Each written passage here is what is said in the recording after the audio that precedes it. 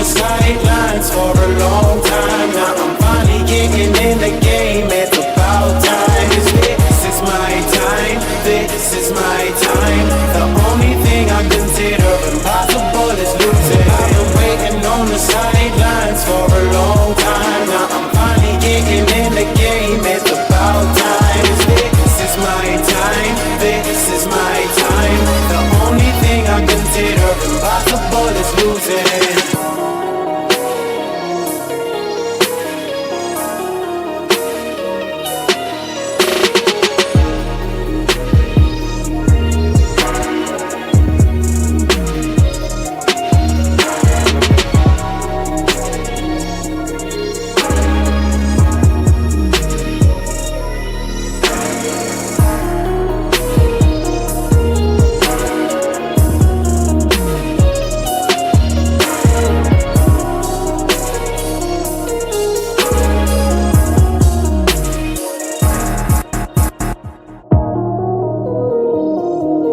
I've been waiting on the sidelines for a long time. Now I'm finally getting in the game. It's about time. This is my time. This is my time. The only thing I consider impossible is losing. I've been waiting on the sidelines for a long time. Now I'm finally getting in the game. It's about time. This is my time. This is my time. The only thing I consider impossible is losing.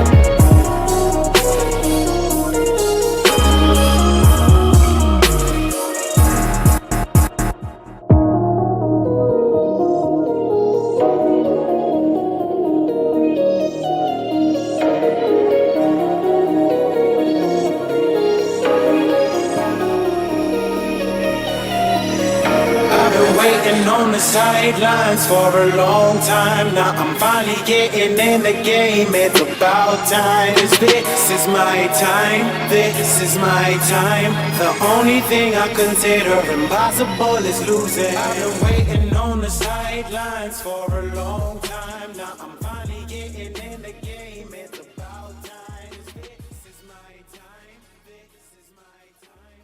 The only thing I consider.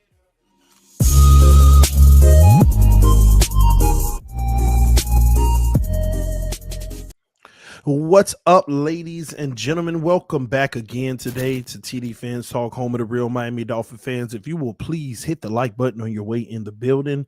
Time to have another great stream talking about our favorite team, the Miami Dolphins, who will be winning a Super Bowl this year. I truly do believe it. I'm not trolling y'all. I think that as long as Tua can be consistent and play well, we will win a Super Bowl this year. All right. Now, I say that. I'm going to get into more detail about that in a moment. As you see, we're going to go over the PFF grades for the team so far this year. I'm going to give you my take on Tua Tagovailoa's evaluation so far this year. Every week, we're going to pile on and add to the evaluation. We're going to do the QB ranking. We're going to try to do the QB ranking. Remember the QB ranking that I told you all about that we need to do? We are going to do that together tonight. All right. It should be fun. Let me give y'all a little sneak peek. I already got it ready so we can fill it out. All right. Elite, great, really great, good, average, above average, average, below average, fair, poor, bust. We're going to fill that out tonight. All right. And we're going to use this as a benchmark and maybe make updates as we go along every couple of weeks. So we will take care of that tonight. Hopefully, Also, we have the open panel. Once we do all of that, get all the work out the way, we'll open it up, bring people on. Let's talk about the Dolphins. All right. TD, thank you for the show. Cat Lover, thank you for viewing the show. Thank you for being here. And I'm going to assume you hit the like button. So thank you for that too. All right.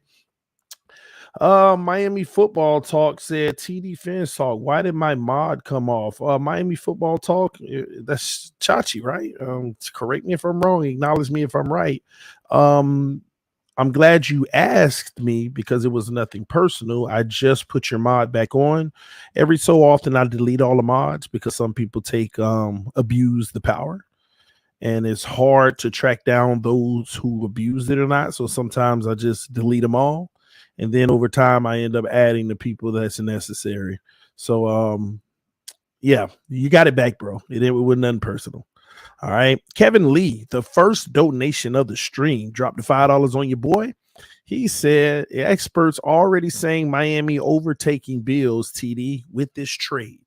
Before we get into PFF, I want to do like a little 10-minute monologue because I'm glad that you said that because I need to talk about it. Yeah, I need to talk about this. So experts saying that the Bills, we're going to take them down now. Okay. I have to be honest with y'all. I'm shocked. I am shocked that Dolphin fans are backtracking right now. Y'all know I be on Twitter trolling a lot. And you know it's a lot of my haters on Twitter, right? What's funny to me is Tua has everything he needs around him. It can't get better than that. What you be like on offense? What we got? Maybe 2 teams in the entire NFL that may have better on offense, if that. You can't get better than this.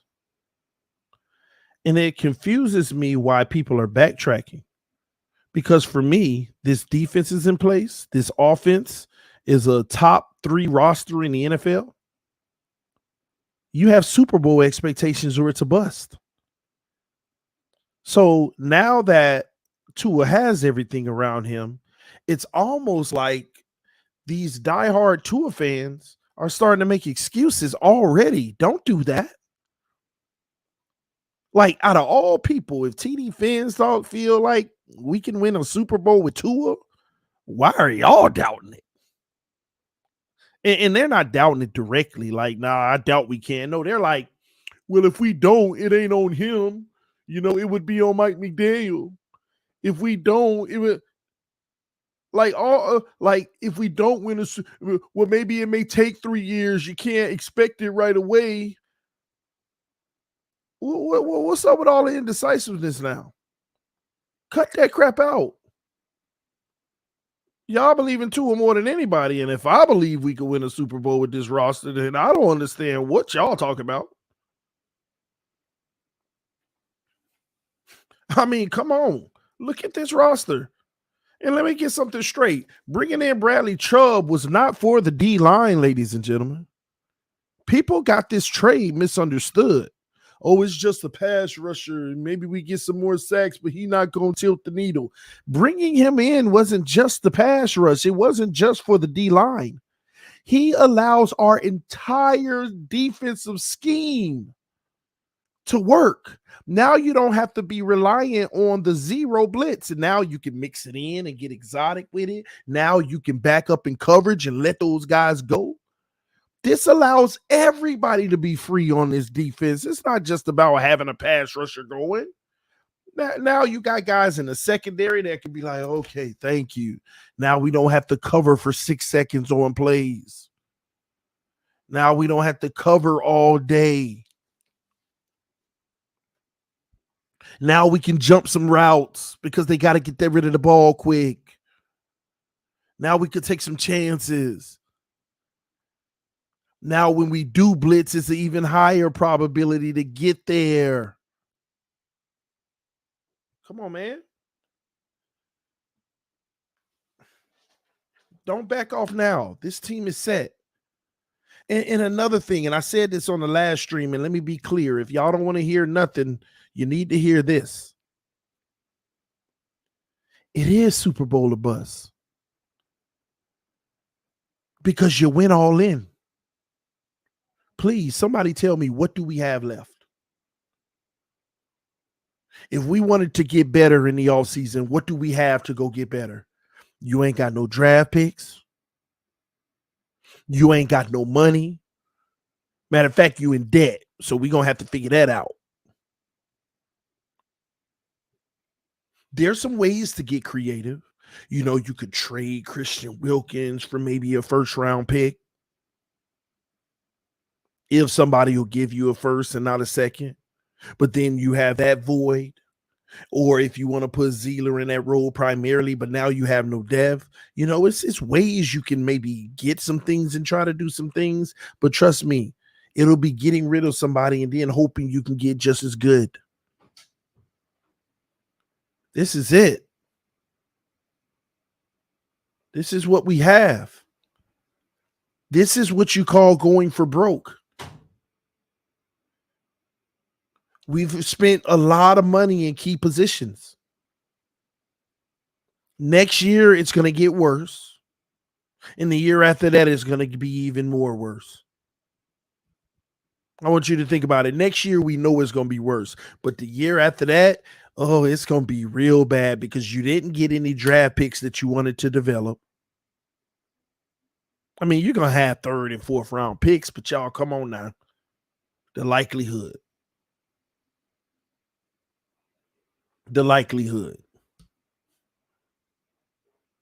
So we are in a 2-year window that could be stretched to 3 years if it's done the right way. But let me tell you another thing that I do like about this trade. It doesn't handcuff us. And we all know what I'm talking about, the quarterback position. It doesn't handcuff us. What it does is say, Tua gets to finish this season with the best weapons he could have. Then he gets to go into the next season with his last opportunity to prove himself. And then in year number 5 for Tua, if they pick up the 5th-year option, which we'll see in the offseason, I guess they will if he balls out. Now it's going to be a case of Skylar, Tua, or trades and getting a new guy and starting the rebuild. It's that simple. So right now we got a year and a half. Basically, Mike McDaniel and Tua Tagovailoa have a year and a half to prove that they belong in Miami long term. The rest of this year and next year. After that, a decision will be made for the long term. And it's that simple. It's that simple. And that ain't a bad thing. That's a good thing. You still have options, but you still give your young quarterback time to show that he's the dude. You give your young coach an opportunity to show he's the dude. Now, I done told y'all before, unless we don't make the playoffs or we get a first round bounce, then everything changes. We don't make the playoffs and we get bounced in the first round, everything changes. Everything changes. I can see Stephen Ross saying, screw this, all this talent, and we lose the first game we be in the playoffs. Where Sean Payton, are you ready? I can see that happening all day. I can see that happening.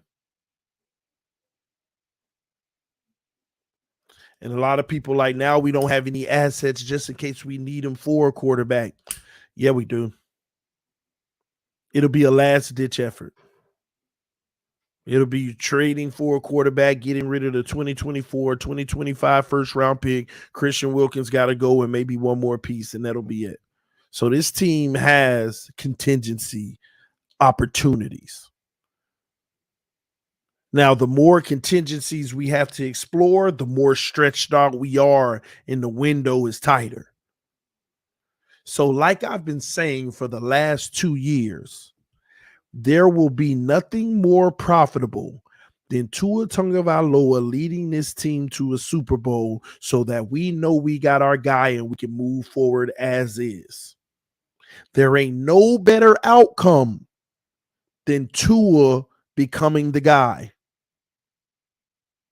So we need him to become the guy more than ever now, because if we waste 2 years of Tyreek's contract, we waste 2 years of our Armstead's contract, we waste 2 years of Connor's contract, if we waste 2 years of I mean, you see, y'all get my point.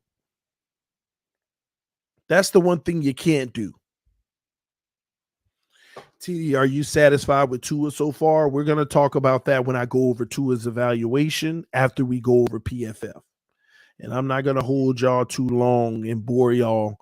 I'm going to go straight into the PFF right now so that we can go ahead and knock that out and get it out of the way. All right. So without further ado, let's take care of that business. All right. As you can see, hopefully you can see the screen very well. Tua Tagovailoa's his PFF shot up. He was a 78 last week. If I'm not mistaken. And he literally went up almost 10 points. So here's the deal with Tua and his points, because some of y'all may be wondering, why is it fluctuating in large numbers like that? You have to understand that his sample size is smaller than most quarterbacks in the NFL. So to be 78 and in one game go to 87, if he had played all games and performed like he did yesterday, he would have went from like 78 to 83. His sample size is so small that everything he does weighs heavy. Vice versa, he goes out and have a bum game. He can go from 87 right back to like 75 in an instance. But the more games he get under his belt, the harder it is for his grade to go up and down. So he needs to get more games under his belt playing at a high level, and he'll be able to lock in a high rating this year. These next 3 games, if he can score in the 80s, it's going to give him a good cemented base level so that even if he struggled in December, it won't kill his rating. So that's why his rating keeps fluctuating so much. Right now, they have him the 3rd out of 38 quarterbacks in the NFL, which is phenomenal. Okay? As a runner, ain't nobody tripping about that because we don't want him running anyway. But as a passer, he is absolutely lighting it up, 87.3. Okay? We'll get into his details later, but let's move on with the team. Trent Sherfield, once again, Cedric Wilson and Braylon Sanders. It's not even worth talking about. I told y'all about Sherfield. I told y'all about Cedric. I told y'all about Cedric Wilson above anybody. Y'all got mad at me on this channel when I told y'all about Cedric Wilson. I said he wasn't that dude like y'all trying to make it seem in Dallas. Tyreek and Waddle will get all the reps, and he'll barely even be looked at. And Sherfield is getting most of the crack in that area. And Sherfield ain't even greatly rated. It's just that was Sherfield's first good game. A little complimentary 3 catches or something like that, if I'm not mistaken.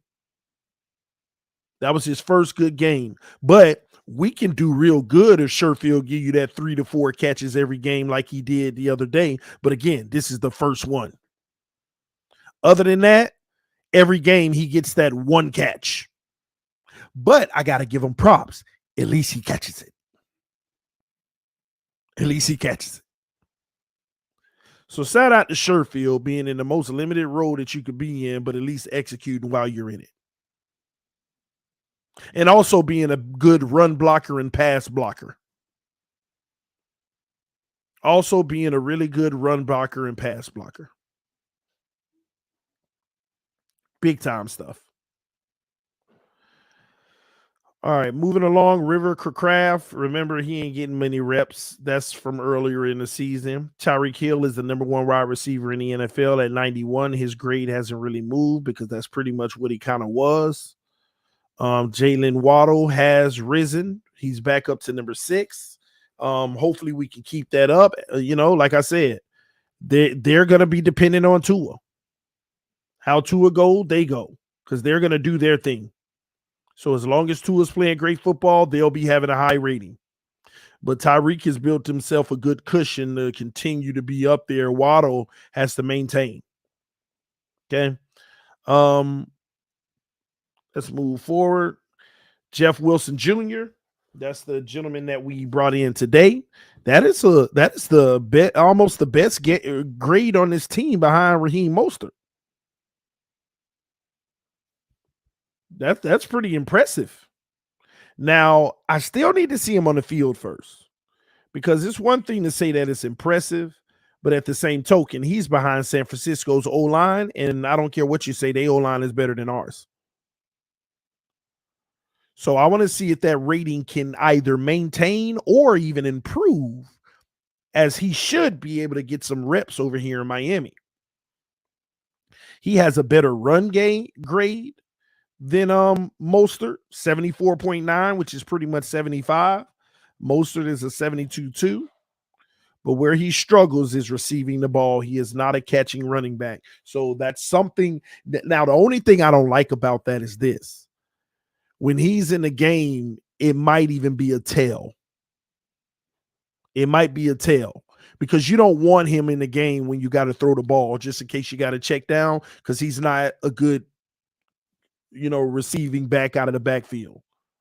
Lowest on the team with the exception of Alec Ingle. But he does pass block very well, but he doesn't run block for his counterparts, which is rare because typically he's the back. Okay. But he actually would be the best pass blocking back on the team. So maybe, that's a catch-22. Hold on. Let me make sure I'm reading this correct. He can't catch the ball, but he can block for the catch. So he will be in on passing downs because he can at least block. So technically, he's the most decisive back on the roster. Deceitful. He's the most deceitful blocker on the roster.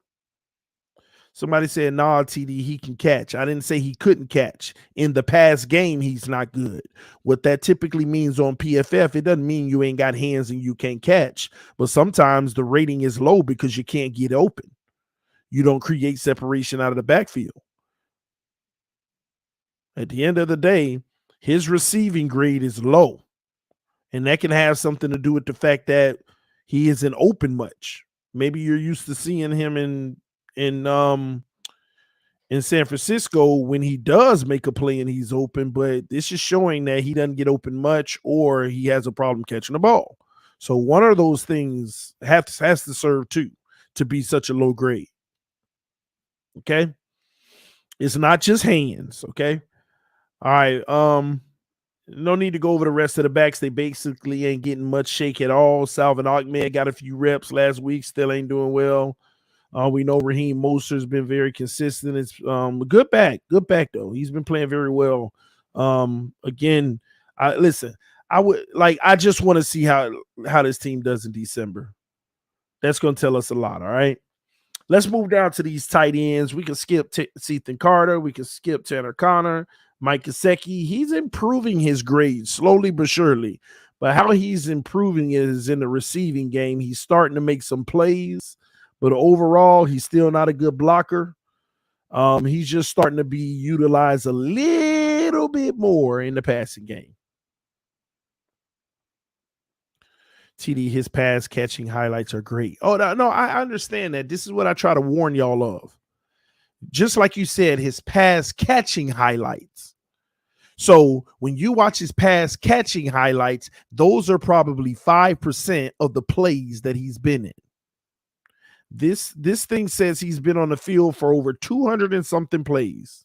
His highlights might consist of 20 something plays, but that's 10%. The other 90%, that's what you got to go watch on film. Him not getting open, or he drop a ball, or he, whatever it is. I don't know. I haven't really studied him yet, but there's a reason his grade in the passing game is low. We can't get caught up on just highlights, y'all, because that's where the deceit falls. Everybody has highlights in the NFL. Everyone does. Right? Well, somewhat everyone. Y'all get my point. But, at the end of the day, let's see how he is as a Dolphin. That's all that matters. He could be better. He could be worse. We don't know. We will keep our eye on the situation, though. All right. Outside of that, man, this tight end room is just nothing to be desired. It's Gesicki or bust. Gesicki or bust. And again, he can't run block. Our entire tight end room, as y'all can see, just can't block to save their life. Can't block to save their life. Nobody in green or blue. All right. Offensive line. Let's go there. Connor Williams is continuing to do what he does, as we already know. The thing with Connor Williams, once again, his pass blocking is average at best, but his run blocking has been superior. Okay? Giving him a lovely overall grade. Robert Jones, and once again, pass blocking is great, but run blocking is horrible. Robert Hunt, I just love you, man. I love you, Hunt. I love me some Robert Hunt, man. This is the most consistent guy on his roster. He's the 9th best in the NFL at his position, first quartile. It's just amazing, man. Just amazing. Liam Eichenberg. Liam Eichenberg has actually improved, y'all. He was like literally bottom 3 in the NFL. Now he's 71st out of 81st. That is still straight trash and horrible, but he has improved, but he is now gone. He is now gone. Okay? He is now on IR. Will he come back? We'll see. Everybody say he should be back at some point. All right, Brandon Shell. This is the guy that everybody's saying he's been playing extremely well. I haven't seen that on the field, but a lot of people feel he's playing very well. But here's what I will say. He's definitely playing better than Liam Eichenberg. He's playing better than Greg Little, Austin Jackson. So I don't know if Austin Jackson should get his job back. But here's the issue, y'all. Brandon Shell has been excellent in run blocking. Excellent. But he has been horrible in pass blocking. But Austin Jackson has been excellent in pass blocking and horrible in run blocking. Like, what do you do? What do you do? And that's what I hate about this O-line. Outside of freaking Teron Armstead and Robert Hunt, everybody else is one-dimensional.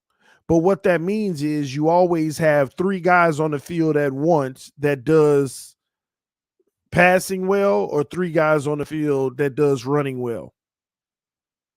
You can't sub them in and out like gambling, because you're going to have a disaster in the playoffs where teams are going to see that. The most telling area is the offensive line. O-line coaches will tell the head coach in a heartbeat. Austin Jackson and Brandon Shell share reps. When Austin is in the game, they're passing the ball. When Brandon is in the game, they're running the ball. You do not want an obvious tail. I could see if both of those guys were in the 60s in the other category, they're struggling, but they're straight up in the 40s. So subbing them in and out is basically telling the defense what you're doing. Telling them what you're doing. And don't think that you could trick teams, because tricking them hurts you. Well, why don't you put Austin Jackson in on a run play? They think we running, but we passing. I mean, they think we put Austin Jackson in on a pass play, but run the ball. Well, the problem is it defeats the purpose. He sucks in the run, regardless. TD, so why not try Jackson at left guard? I will say this. It's going to be very interesting because Robert Jones plays guard. And Robert Jones has a better pass blocking rate than Austin Jackson and a better run blocking rate than Austin Jackson. So therefore,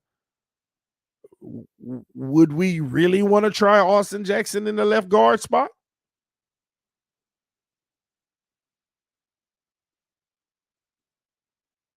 So I just think that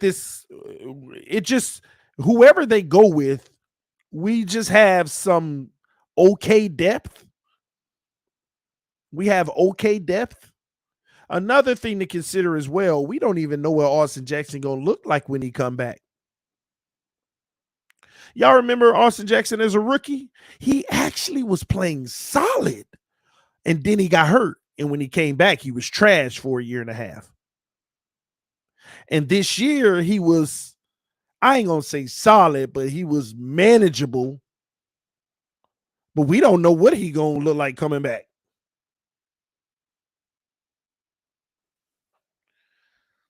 So some guys are rising in PFF, though. That's what's important. Now, in this secondary room, let's get over here. All right. Elijah Campbell, I don't care what none of y'all say. Well, Campbell playing well, get out of here. I've been telling y'all, no, he not. Everybody and their mama was getting toasted by the Lions, and if it wasn't for the Lions penalties, we would have lost that game because of the defense. Let's make sure we get that straight, too. I know we say the defense clamped down in the second half, but do you realize the Lions only had 3 possessions? In the first 2 of those possessions, they literally penalties killed them. The first possession, they had a 1st and 30. The second possession, they had to deal with a 1st and 15, the 2nd and 15. They penalties was killing them, just like ours was killing us early. And then the last drive that they had, the defense shut them out. But to be quite honest, I know we held them to 0 points. The defense turned it up.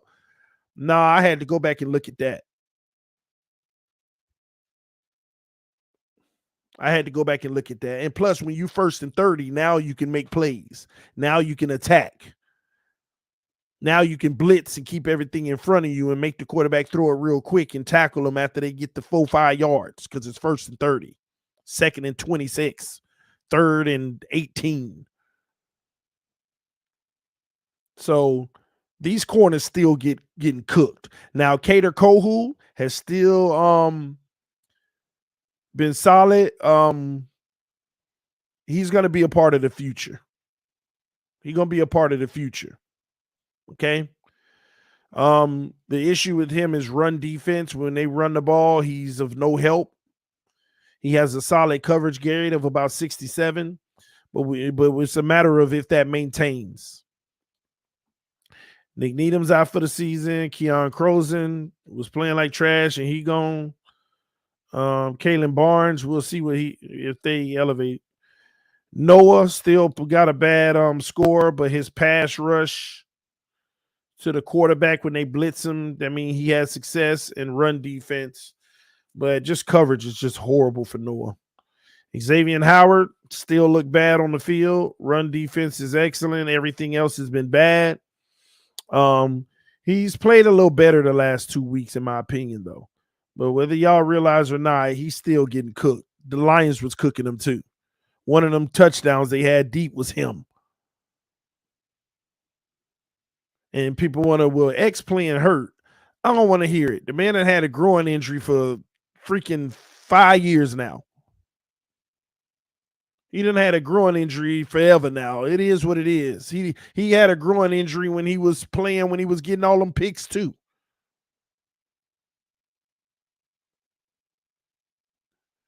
TD, his groin is just getting healthy. I don't want to hear that. You remember when he started the season? I've never felt this healthy in my career. I feel 100%. Those are his words. 2 weeks in, it started aggravating him again. But at the same token, this ain't nothing new. This has been his entire career. The year he got all them picks, his groin was bothering him. This ain't nothing new for X. I'm going to tell y'all now. I just think it's simple. He's slowing down. Still playing decent football at times. But everybody say, oh, Exum, he played good versus the Lions. Man, he was still getting toasted. He was still getting toasted. This man was responsible for 2 of them touchdowns. He was the primary guy, and Holland couldn't help.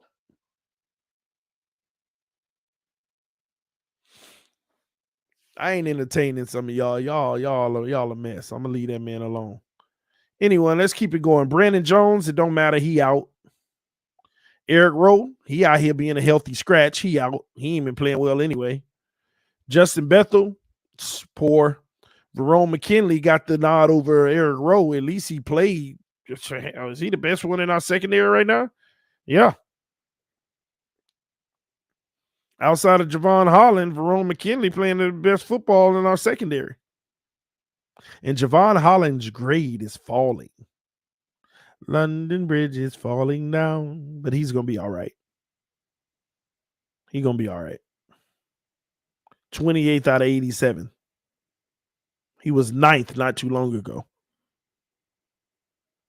Somebody even said somewhere he was number 1. I didn't know that, but anyway, Duke Riley actually had a good game. I saw him all over the place. But again, I ain't putting much stock into Duke Riley until he get a few more games under his belt. He got a small sample size, but he is looking good in what he's doing now. Let's see if they can continue. But right now, he's playing like one of the best linebackers on this roster, believe it or not. Actually, I'm looking at it now. He's playing like the best linebacker on the roster. Channing Tindall only got 5 snaps this year. He don't count. Sam McGuavin, like I said, preseason MVP. Never fails. Jerome Baker has improved. Look at Bake. Look at Bake out here putting up some numbers. Look at Baker. But I'm sorry, your run defense still suspect. 63.7 is probably the highest grade you had in your career, and that ain't good. Right now, Jerome Baker is thriving. Shockingly, the only reason Jerome Baker's getting a good score is because his coverage score. That's a shocker, y'all. That's a shocker. So he out here covering, huh? Well, he always, at his best, he's been one-dimensional, so I'm not shocked. Not shocked, and that's driving his grade quite a bit. But he need to be better in the run. But that's why we got that dude now. That's why we got that big dog now, Bradley Chubb. We're gonna get to him in a moment, all right? Elandon Roberts, just poor. He makes some plays against the quarterback pressuring him, but still nothing to write home about. All right, what else? Zach Zeiler, still hanging around as one of the top guys. He's 11th out of 126. Remember, that's top 10. That's the top 10% in the NFL. So Zeiler's still balling. Raekwon Davis is just falling off of a cliff. This was the year I was hoping he became that dude, and he's just not. Unfortunately, John Jenkins ain't playing well either. Christian Wilkins is starting to fall, but he's still got a solid score, but he's falling. He's falling. He was top 10. He was above Zeiler last week. That means Zeiler had a beast of a game. Christian Wilkins is falling. And I may have seen him twice in that game, but that was it. I think I've seen him celebrating like twice in the game, but that was it. Zeller, y'all know I get it wrong every time. All right, Ben Steele, don't count. He ain't got no reps. He got 9 plays, man. Trey Flowers, same thing. Barely on the field. But, give him more reps. He's playing well. This is good depth, though. This is good depth. Big Cat Bryant. Bradley Chubb is 28th out of 117 at the position. But let's look at these categories. He's running a 75 on defense, okay? His 70, almost a 77 in run defense. See, I told you it ain't just him going to get the quarterback. he can stop the run too. And that's the beautiful part about it. He's a 79.2 in pass defense, which is now the best on this roster. Technically run defense with the exception of Van Ginkel, but his sample size small. He's the best in pass defense too. He's the best player on our defensive line, Bradley Chubb. Now, coverage, trash. He ain't good in coverage, even though he played that flex role. So he's 28th out of 117. So we got a top quartile edge rusher, which is amazing. Melvin Ingram is starting to fall. He's still solid, though. He's still solid in what matters most, run stopping and pass blocking. But overall, his coverage, you notice we use Melvin Ingram a lot in coverage, but he getting smoked. Like I said, Van Ginkel's not great in coverage either. But again, we still can get at the quarterback and we still can help with the run. And that's Van Ginkel's biggest strong suit. I ain't gonna lie, there's a part of me that don't want Van Ginkel on the inside. I feel like they need to consider trying Van Ginkel on the inside at the linebacker position. Just as a test. I don't know. Just something that's a curiosity to me how that may look. Who knows? But you can. His pass coverage is just terrible. So Emmanuel Ogbah got his money and said, "Oh well." Emmanuel Ogbah got paid and said, and this man ain't dominating in absolutely nothing. Absolutely nothing, y'all.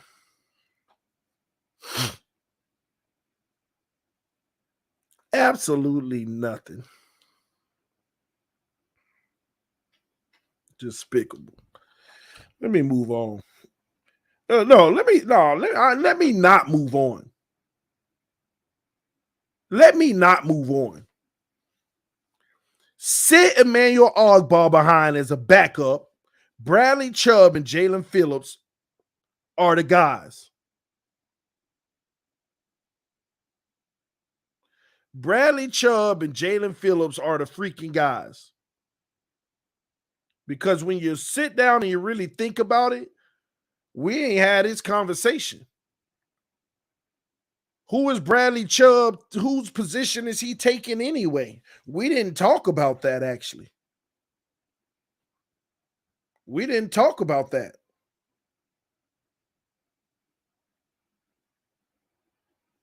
Can't believe we paid this man. See, this is the stuff I be talking about. That stuff I be talking about. This is the stuff I be talking about. And I told y'all before, they should have traded this. Man, you can't. If somebody said trade Ogbah, the trade deadline is over. But he wouldn't have been able to get traded anyway.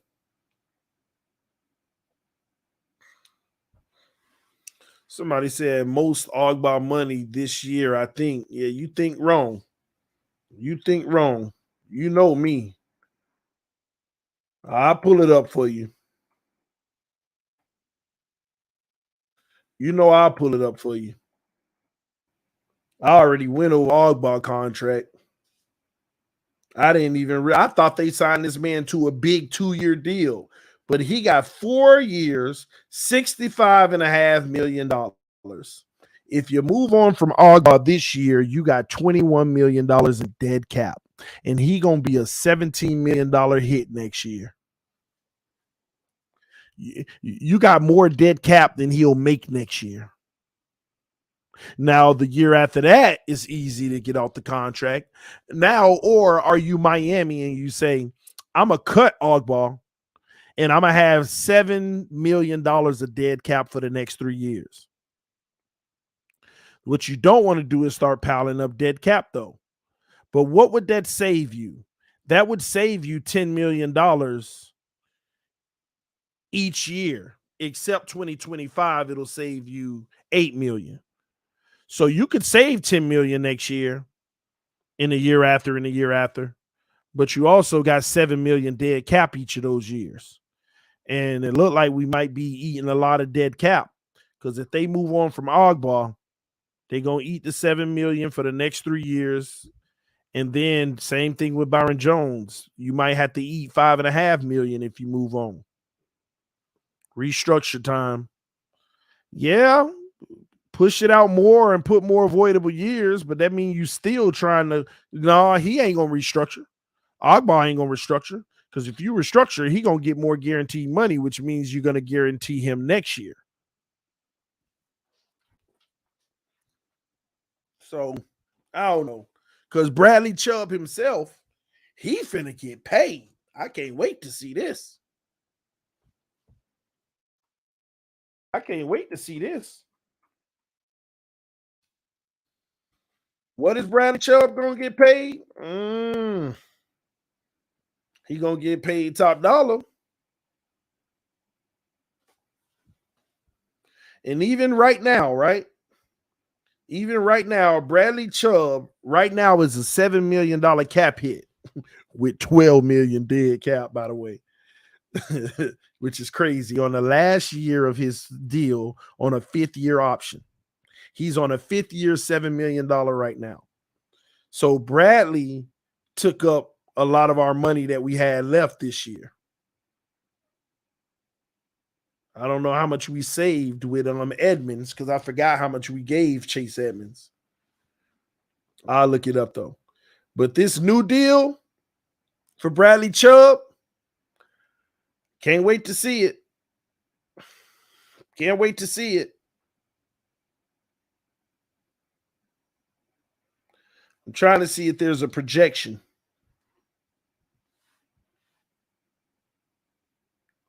Sometimes they have value projections over here. Oh man, y'all give me a second. All right, market value. Let me see if he has a market value. They're putting him in the range of like D Ford and Zadarius Smith, Leonard Floyd, and Matt Judon. And they say his average annual salary value is pretty much 13.3 million, which means he probably gonna cost us 16 to 20. He gonna cost us 16 to 20. D Ford is getting 17 million a year.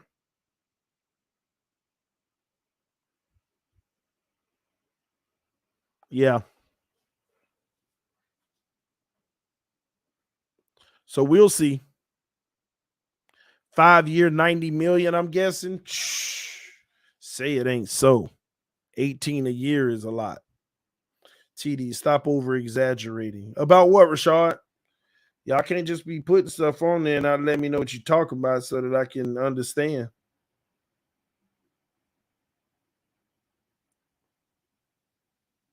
$20 years, bro. LOL. What you talk about? What did I say about 20 years? I don't even remember. What do you mean? What was I talking about? Let me know. Let me look for Chase Edmonds. I forgot what that contract was.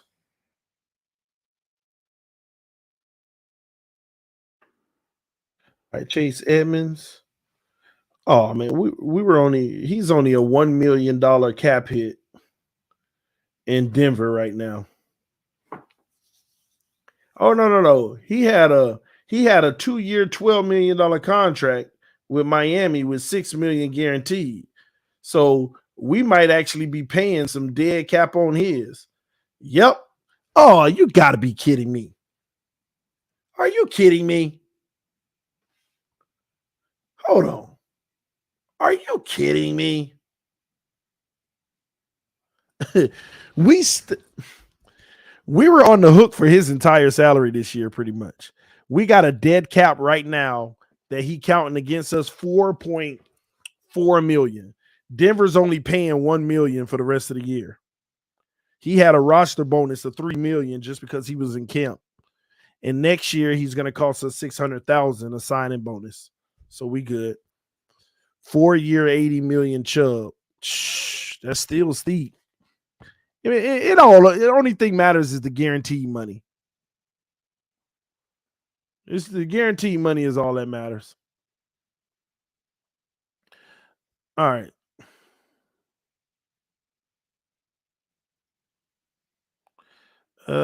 He's in Miami, no taxes, 20 mil a year. He's going to want the most he can get.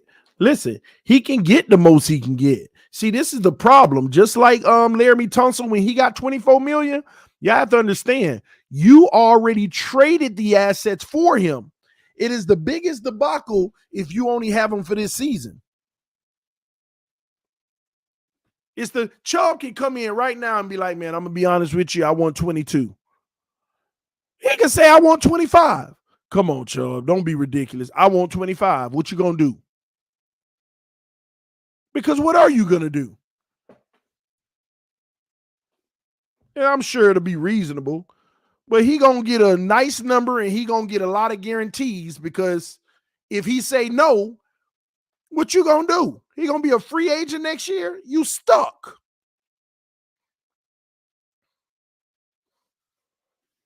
He going to get that bag. That's just how it works.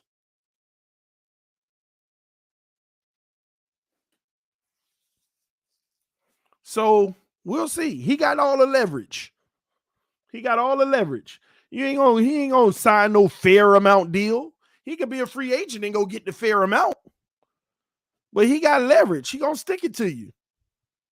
We'll see how bad. Hopefully we get away, And sometimes you can lower the number by just guaranteeing more. So that may be a solution.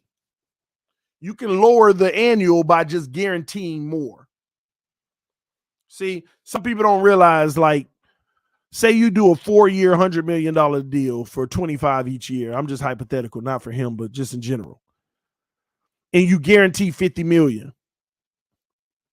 A player would take a 4-year, 85 million with 75 guaranteed before they take the 4-year, 100 million, 50 million guaranteed.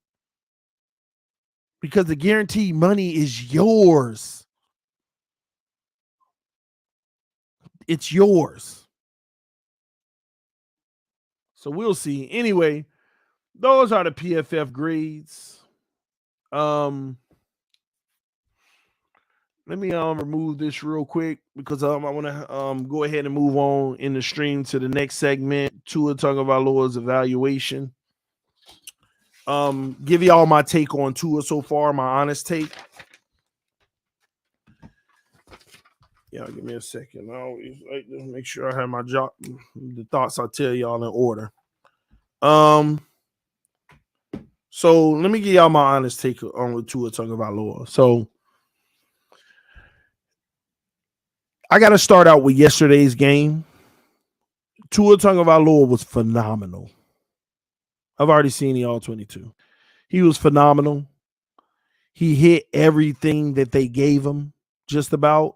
I mean, like 95% of the time, he was just so on the money.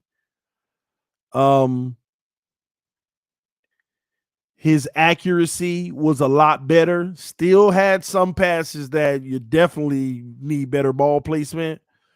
But his accuracy was a lot better. Right now, I think we're 19th in the NFL in yards after catch, but he's like dead last in yards after catch percentage.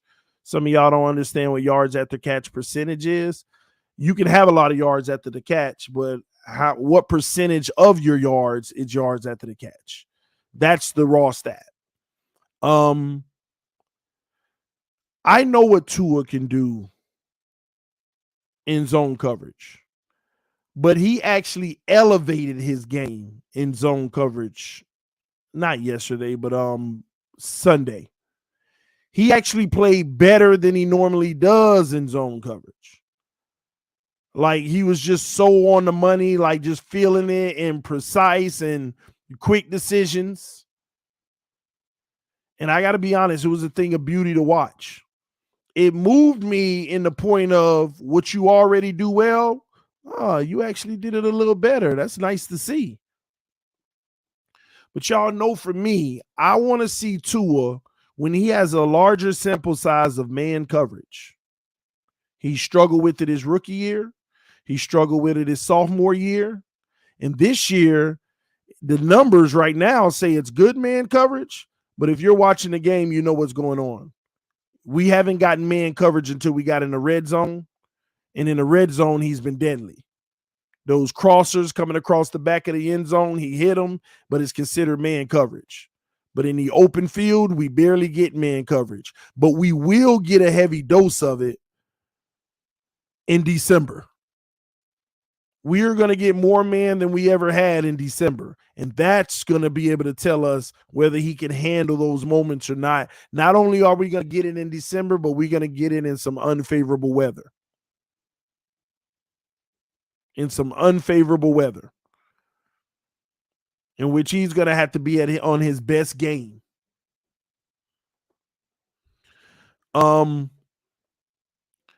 People say, oh, that game ain't tell you enough right there.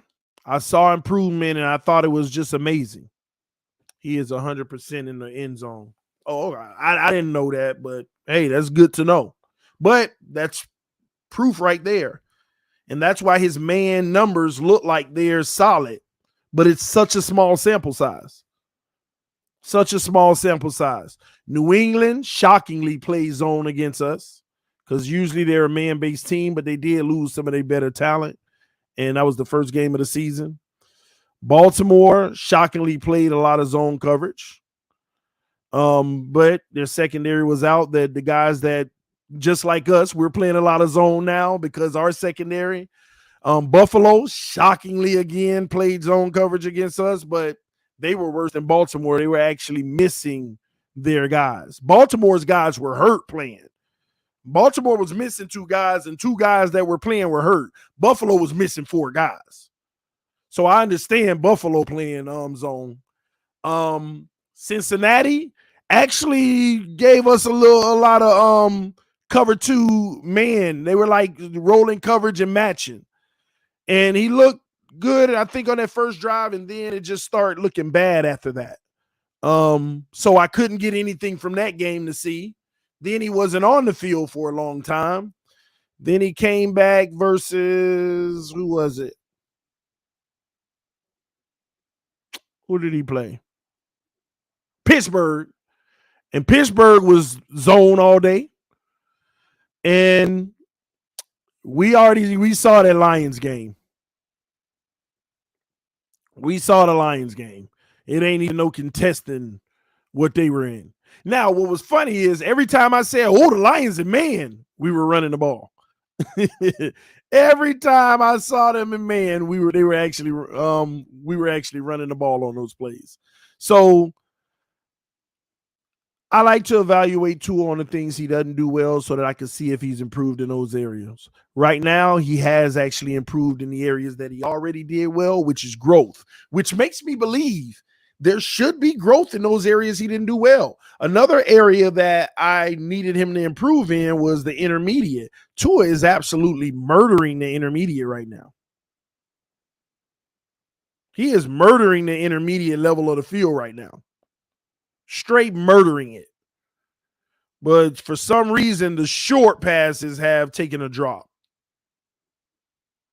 But I got to look at the deep data in PFF because some of those numbers could have risen yesterday because, again, he has such a small sample size. One game can shoot him up, and one game can drop him down big time. So we'll see.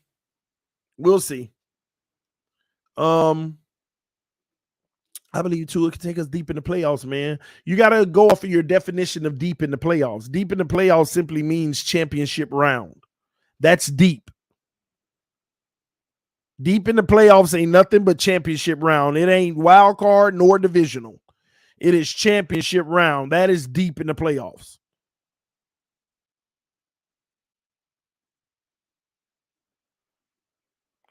TD, let's talk about paying high-paid players and how many you can pay. Vic, that all depends on the makeup of your team, how it's constructed. 2 years from now, Miami gonna be. Oh my God. Oh, it's even worse than I thought. Like this window is literally a window, and I don't think people understand it. All you got to do is go through this roster and count how many starters are on a rookie deal. That's all you got to do. Go through the roster and count how many starters are on a rookie deal. And then when you're done counting them, realize all the people that got big money, now when them rookie deals come up for big money, it's like, sorry, y'all, we need a family meeting. We didn't consider this. We just wanted to win now. That's what Miami gonna deal with in 2 years. That's why I'm telling y'all, they are in win now mode. Stephen Ross basically, go get, okay, I approve it. Go get Chubb. You better win in the next 2 years. This year and next year, you better win. Because they know 2 years from now, think about everybody who gonna need their money. Christian Wilkins, Javon Holland, I mean, honestly, Robert Hunt,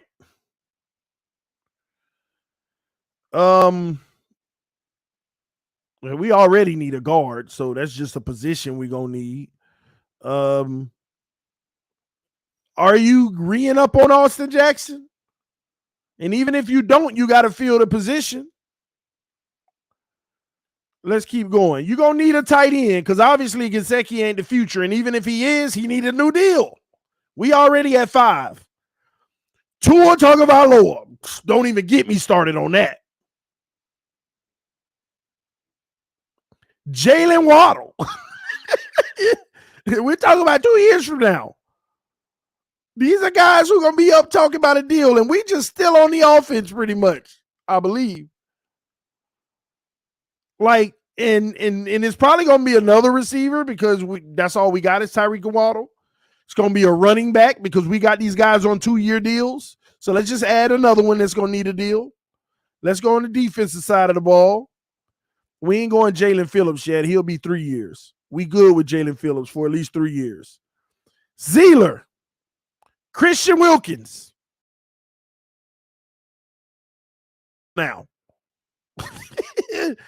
man, and that ain't even a rookie deal.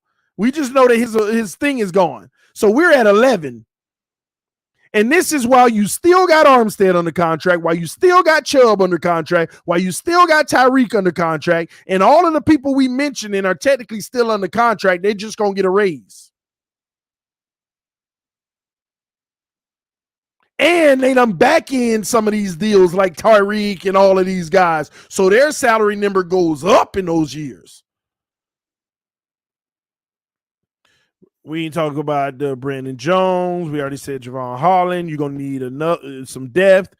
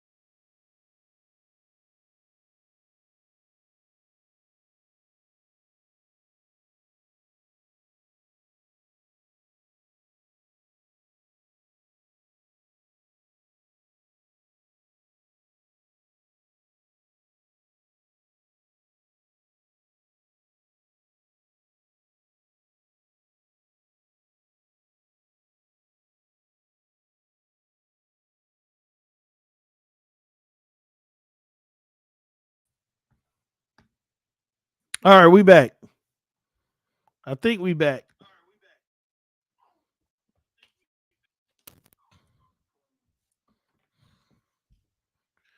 Let me know if y'all can see me and hear me.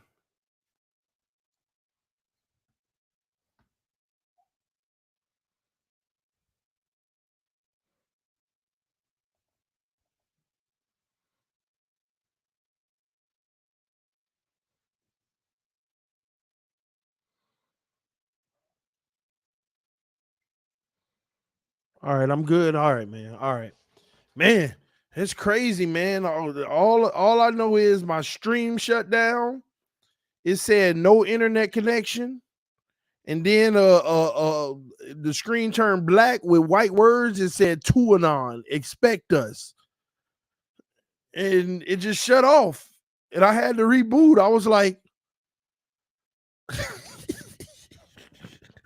oh man, nah. For some reason it said no internet connection, and I got great internet. Man, but I'm back now. I'm back. I rebooted the whole system. Look behind you, TD. All right, I'm looking behind me because I could just I look at myself. I watch myself while I'm streaming. Like I got myself the whole thing going here. 1 monitor, 2 monitor, 3 monitor, 4 monitor, iPad, the TV. I got all of this stuff. So I ain't got to turn around. All right. 219 got them hackers. Yeah, man. They coming for you, boy. They trying to suppress the truth. They trying to suppress the truth, man. I'm telling you, that's all that's going on, man. Expect us. What do you think Chubb contract would look like? That's a great question. Use and the QR attaches. Hey, give me a second.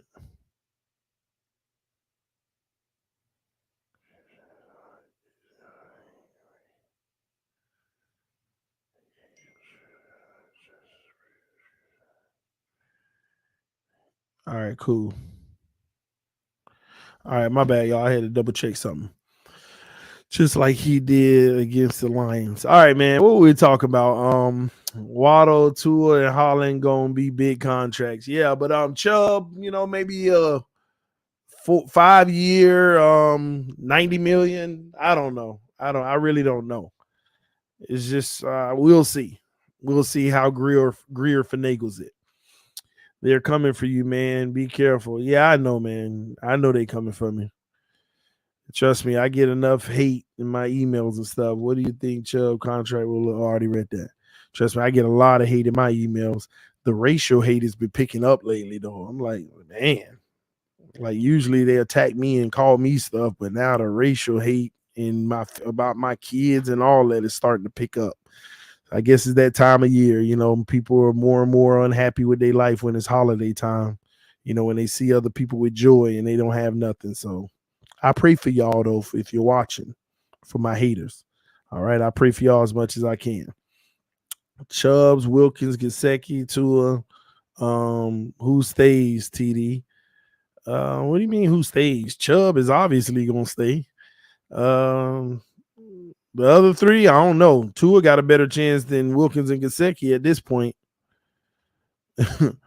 That's when you own. Yeah, it's just sad though. It's sad. I mean, if y'all even seen some of the stuff that I get, it's like real sad. It's crazy. Wilkins gone for sure. Contracts that make him matter. You say pray for him. Yeah, I tell him God loves you. God loves you. I tell him that. Hopefully that helps. TD Fans Talk, we using PFF to rank the QB. Now, we ain't using it to rank the QB. We're just looking at it to look at some of the data on the QB. I come up with my own QB rankings. Oh, you talk about on the scale that we're about to do next, as far as QB rankings? No, we don't use PFF per se for that, because it's that chart is more career based. And speaking of that, let's go ahead and I think it's only right. I think we should get into that now. And even if we don't finish, let's get into some of that, man. That'll be a good look. All right. So here we go. Let me give y'all a better view so you can see it even better. I hate this side, the side slide. View.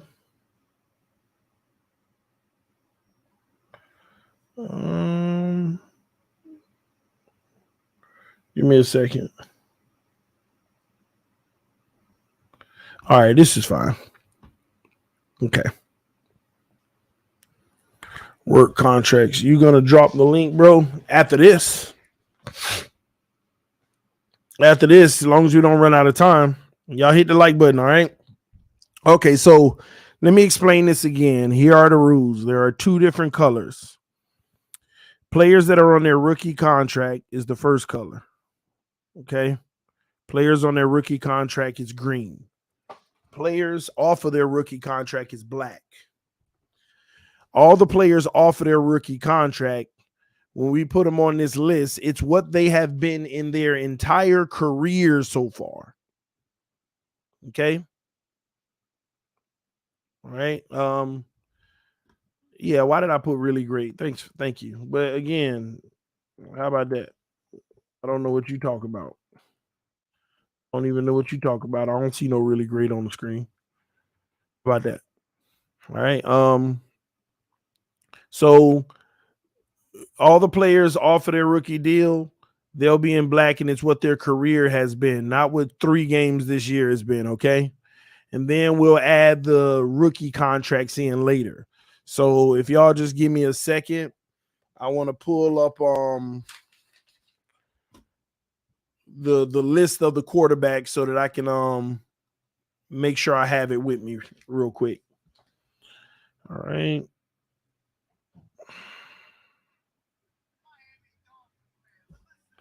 Why is this music playing all of a sudden? Give me a second, y'all.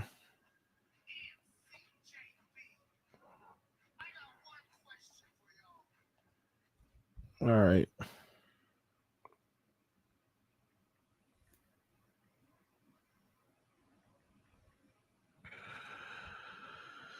All right, here we go.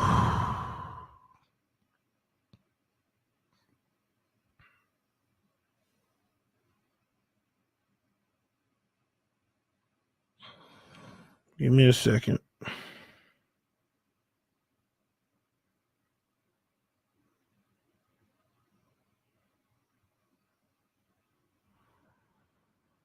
All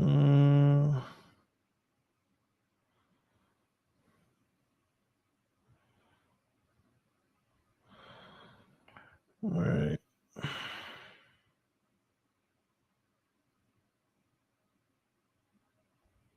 All right, here we go. TD, you gotta put the song you had on your intro before this new. You spitting on that boy. I'm gonna do something on it. I am. Appreciate that. I am gonna do something on it.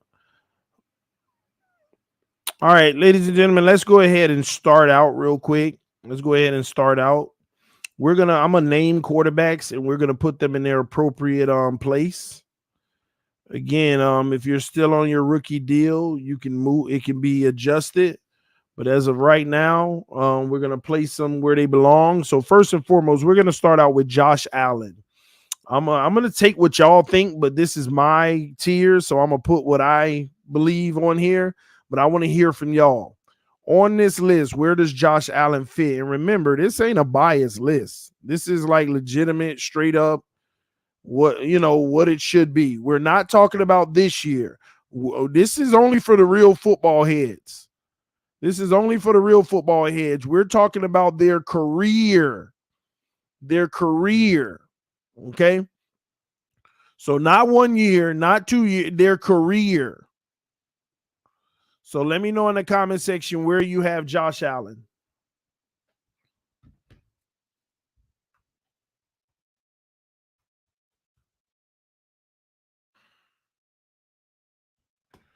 All right, let me make sure we got these bold. They could be seen at a 20. All right. I agree. Josh Allen is in a great category. He is in a great category. which means that's his ceiling right now. That's what he is.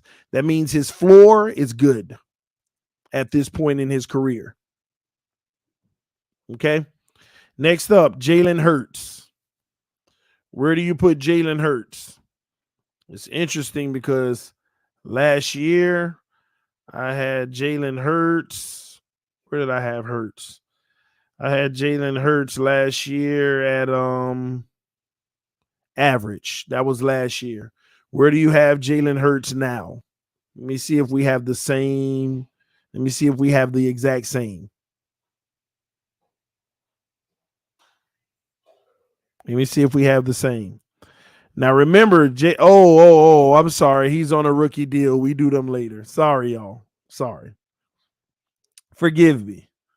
Forgive me. All right. Patrick Mahomes.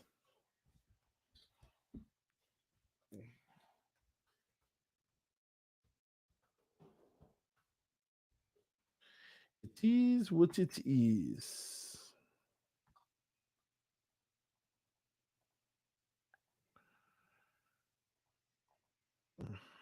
Let me just make sure all of these are bold and a 20 font. All right. We ain't got to play around with Patrick Mahomes. We already know. All right. Here we go. Justin Herbert. Justin Herbert. Well, he's a rookie. Never mind. Tua, rookie. Aaron Rodgers. Where do you put Aaron Rodgers' career? Aaron Rodgers. See if we have the same thing. Where do you put Aaron Rodgers? Put it in the comment section.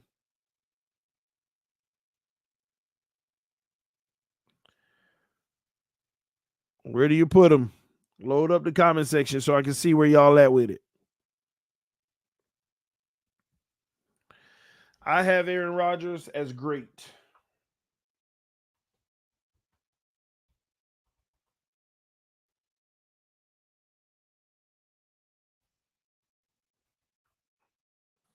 That's where I have him for his career.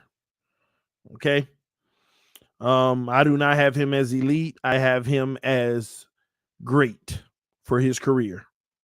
Just my take. This, Matthew Stafford. Where do you have Matthew Stafford for his career? Not what he doing this year, his career.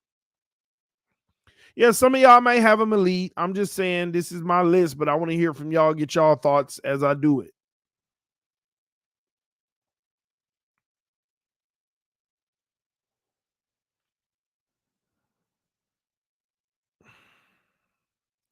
So Matthew Stafford, anyone? I agree with y'all.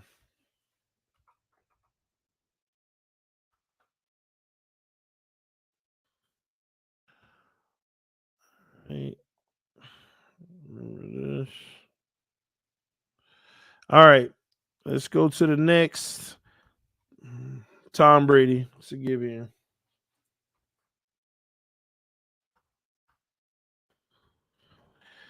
All right, Kyler Murray just got his money, y'all. How many years has Kyler Murray been in the league? Because I don't know if he fits on this yet. How many years has he been on the league? My rule is 4 years. My rule is 4 years. So if you're on your 5th year option, you go on here in black. How many years has he been in the league now? Kyler Murray. And we might need to go backwards because Lamar might be on his 5th year. This is 4th year right here? Is this his current 4th year right now? Then we're not going to do Kyler Murray. But I got to go backwards real quick because is Lamar Jackson, this is year 5 for Lamar Jackson, so we could put him on here now. We could put Lamar Jackson on here now. Allen is in the elite, TD. No, he not. He wasn't even close to it his first 2 years. I mean, you got to have more elite years. Like he's played elite the last 2, but he was trash the first 2. Not trash, but he was like average and stuff his first 2. So at the end of the day, I believe he may end up in elite for sure. But anyway, back to Lamar Jackson. His career. Where do you have Lamar Jackson?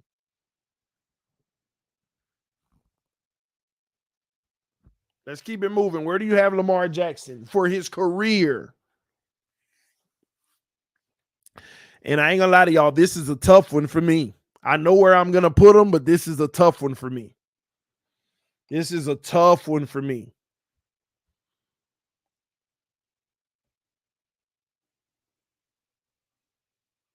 And remember, what we're putting them is their current on a 5th-year option. This is what we believe they are holistically. I agree with y'all. Right now, I have him at really good, but he teeters the line.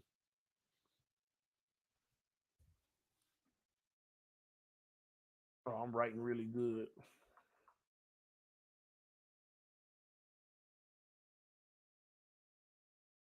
Lamar Jackson.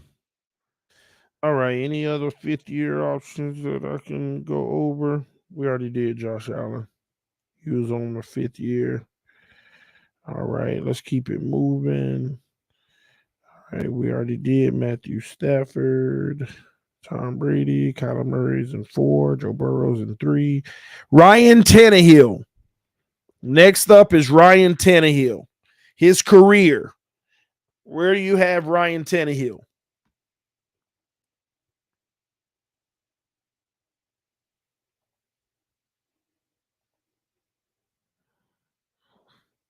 Where do you have Ryan Tannehill for his career? I'm getting a lot of above averages. I have Ryan Tannehill starting out this level of good.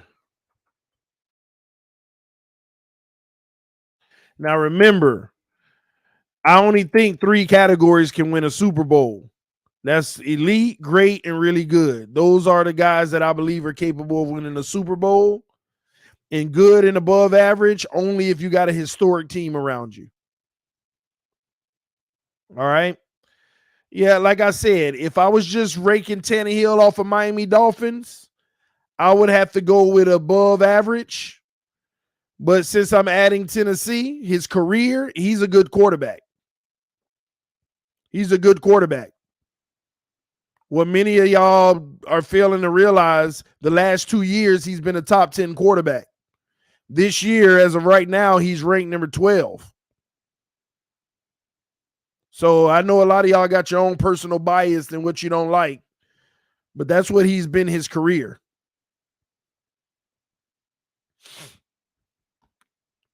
All right, let's keep it moving. Kirk Cousins.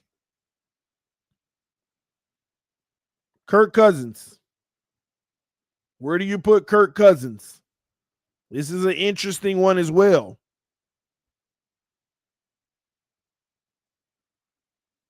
This is a very interesting one right here.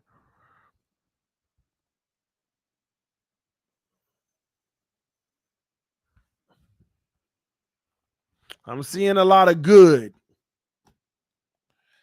And I got Kirk Cousins as really good.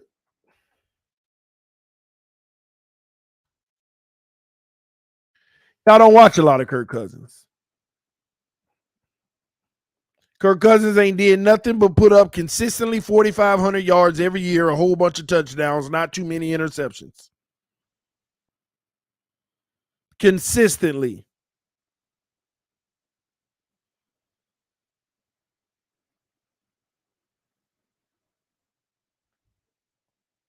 Cousins has had a better career than Tannehill. Absolutely. I agree. Cousins never won a big game. That don't mean his career hasn't been really good. Matthew Stafford never won nothing until he did last year. Late in his career. Think about it. Matthew Stafford is a 14-year pro, ain't win nothing until now. 14 years in. Kirk Cousins on year 11. He can get the same thing. He got his team 6-1 right now. He's consistently. Lamar is MVP. I know. That's why I put him really good. If it wasn't for the MVP, he'd be good. He'd be good. Lamar get a kicker with his accolades. Tannehill and Cousins need to be down. Y'all tripping big time. All right, next up, man. Jared Goff. Jared Goff. Where do y'all have Jared Goff?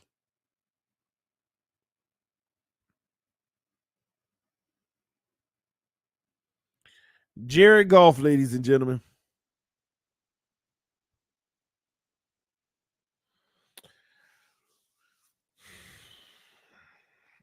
All right. I agree.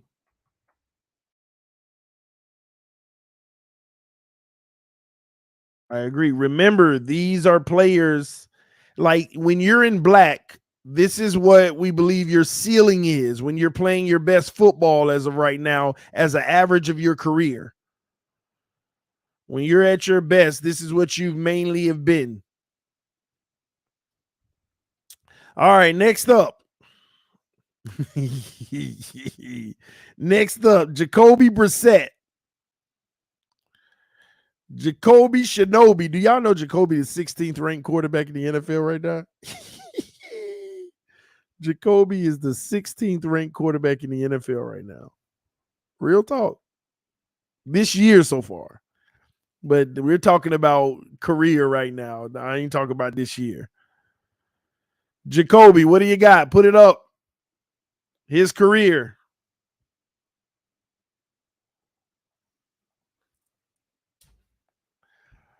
Jacoby is an average quarterback, y'all. I know y'all want to hate him even more.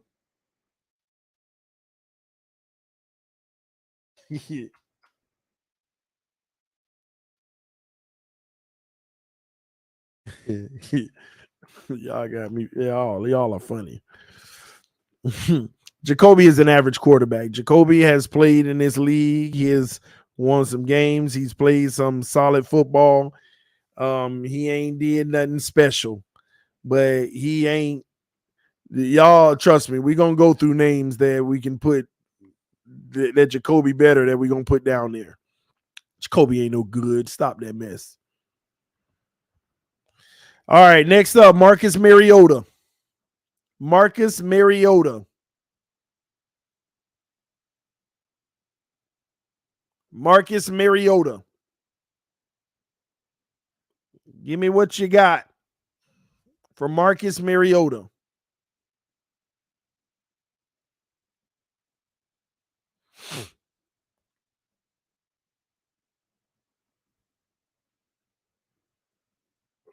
I don't know what some of y'all thinking. Y'all are tripping.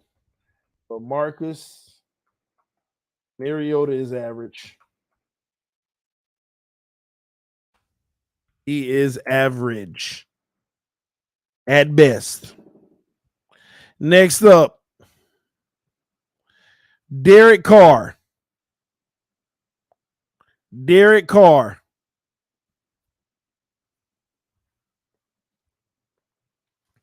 Where do you have Derek Carr?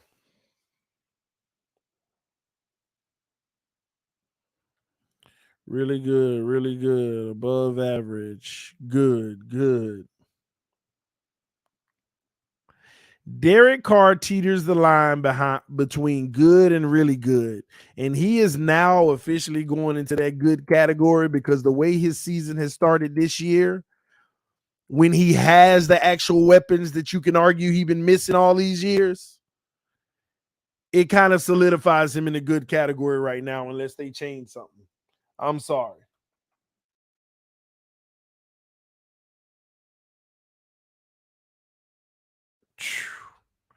All right, next up, Carson Wentz. Carson Wentz. Career. Carson Wentz's career.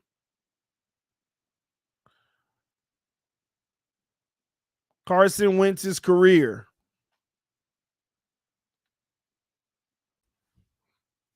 Somebody said bum. Oh my God. How are some of y'all putting Carson Wentz as good for his career? Somebody say really average. Oh my gosh, man. So y'all are killing me. Man, Carson Wentz is an average quarterback, all right?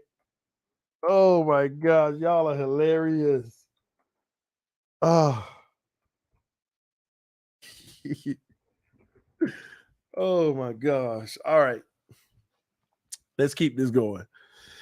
Russell Wilson. Russell Wilson. This is going to be an interesting one. You cannot take just this year alone. We got to go off a career. His career. Now, this is going to be an interesting one. Give me your best on Russell Wilson. What has he been for his career? His career.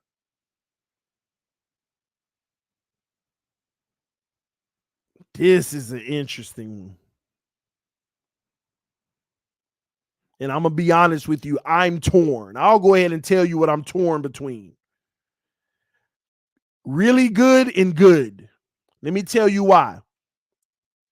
Because we're not just talking about because you won a Super Bowl. I mean, look at what you had and how long you did it. And because Russell Wilson has just as much time of greatness. Like Russell Wilson would have been in a great category for 4 years for me. But he also was in a good category for 4 years. And I ain't gonna lie, the last 2 years, he's been above average. So you got 4 years of great, 4 years of good, and 2 years of above average.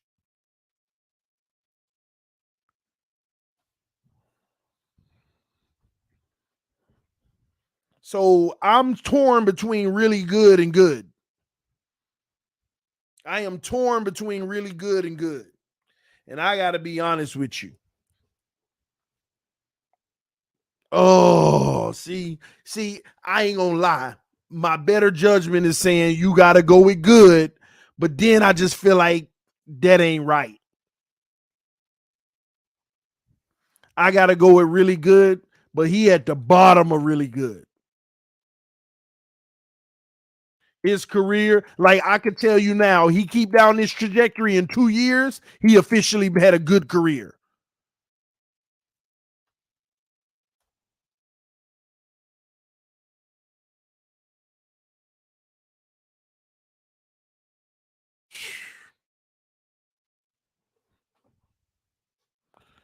TD does not run ball on one.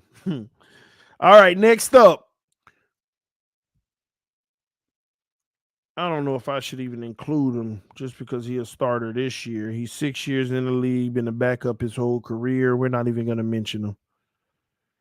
They got Cooper Rush on here. I mean, he was a starter this year. He might get a shot on another team in the future. So let's do it. Cooper Rush, 6 years in the league, primarily a backup, and he had a shot to start. And he's also filled in multiple games. What do you have for a Cooper Rush? I would have to put him at average.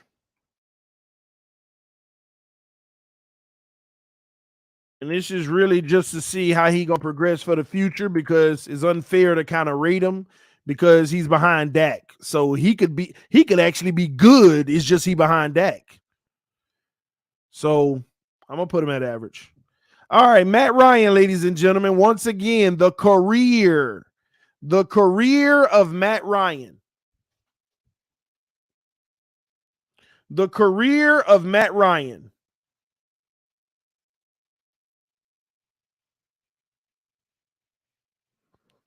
What do you have the career of Matt Ryan? And I ain't gonna lie, just like Russell Wilson, this is a tricky one, but I gotta probably go with good because he didn't even win the Super Bowl. I think I'm gonna have to settle on good with Matt Ryan. He was a good quarterback. Man, that's tough though. You see how the dilemma here? Because he also could be really good, but no, I'm gonna put my foot down on this one, man. Matt Ryan, you never won. You never won. And a matter of fact, how you lost that game can't be forgiven. All right, next up, Jameis Winston. He won MVP TD. I get it. I get it. But at the same token,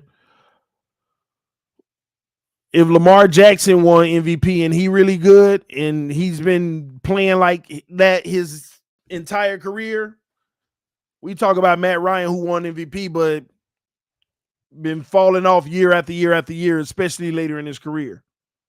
And Brady holds the standard for age when it comes to him, so that's not helping. Jameis Winston, y'all. Jameis Winston. What do you have for Jameis Winston? Career. 8-year veteran. Career. What do you got for Jameis Winston?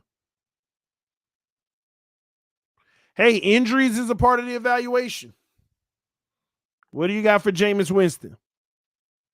Average at best, above average, elite, fair, average, below average. I actually put Jameis Winston as another one of those guys this average. He could put up some numbers. He actually did well, I thought, in Tampa Bay. He just threw so many picks because of that. He said he needed to get eye surgery.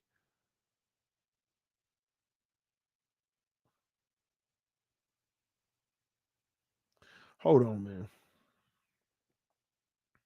Yeah, I gotta go average because if Marcus Mariota gonna be average, yeah.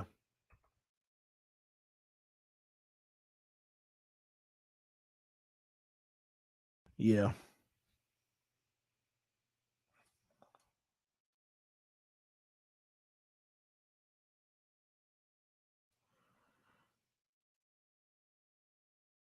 All right. All right. Next up, Jimmy G. Jimmy Garoppolo. Jimmy Garoppolo. Jimmy Garoppolo.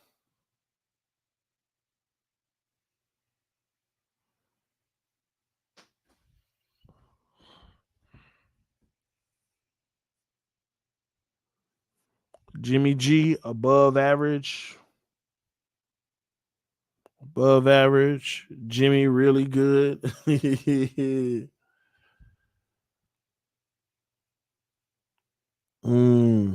Average to above average. Yeah.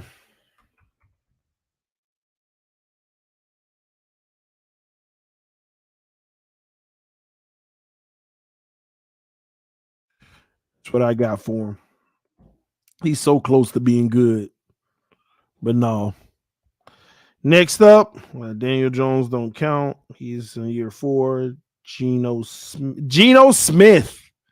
We talking career, not his good play this year. His career. He is 10 years in. Geno Smith. Where do you rank Geno?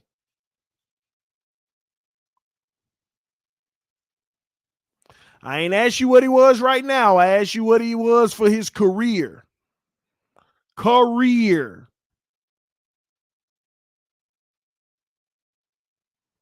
Career.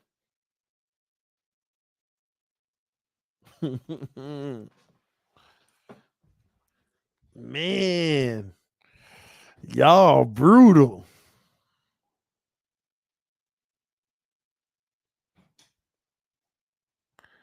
Some of y'all are brutal. Y'all talking about poor. The man ain't been poor for his career.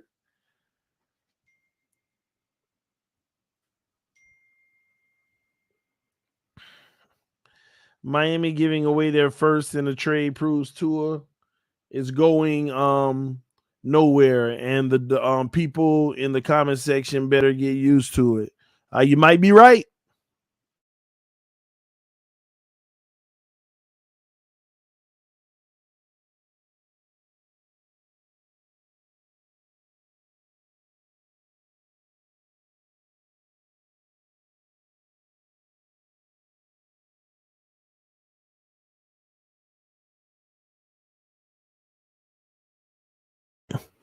Needed to be unlocked. Smith, a good above trash. Gino, y'all messing up, man. I gotta put Geno Smith right now at average, man.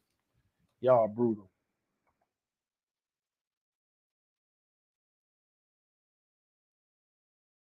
I gotta put him at average.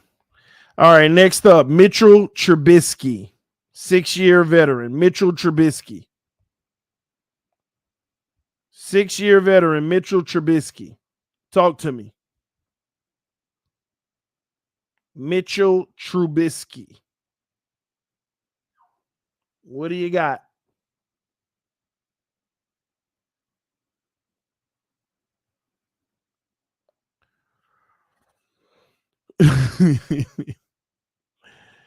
Boring bum, below average, fair, below average, trash, super bum.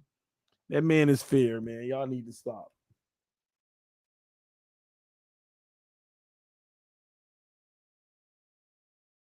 Mitchell Trubisky is fair. Y'all just being mean. Um. All right. Next up, not Mac Jones. Baker Mayfield. What do you have for Baker Mayfield?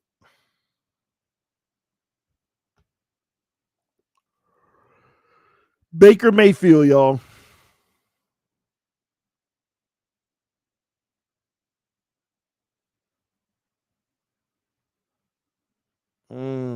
A bust. When was he drafted? Where was he drafted? Where was he drafted? Where was Baker Mayfield drafted?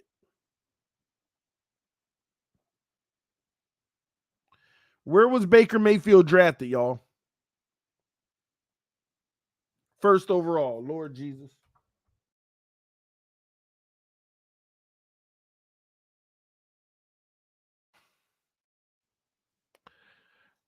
All right. We have to go back real quick. We got to go back real quick. Okay. Here's why.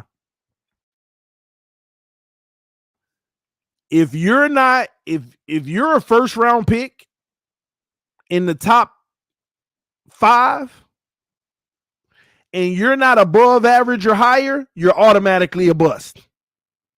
So, is there anybody else on here between Mitchell Trubisky, Jacoby Brissett, Marcus Mariota, Carson Wentz, Cooper Rush, Jameis Winston, and Geno Smith? Were any of those guys drafted in the top 5 of their draft?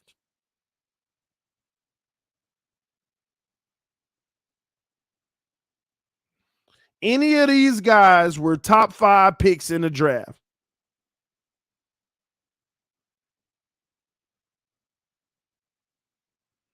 Mariota was top 2. Was he? Was Marcus Mariota, Trubisky, and Mariota, both of them were top 5 picks? Mitch was second. What was Trubisky? Wentz went number 2? Let me just look it up, man. Y'all look up Wentz for me. Somebody saying that too. So let's move Trubisky down there. So that's a rule. Trubisky, gonna get rid of you here. And Mariota, man, I can't believe that.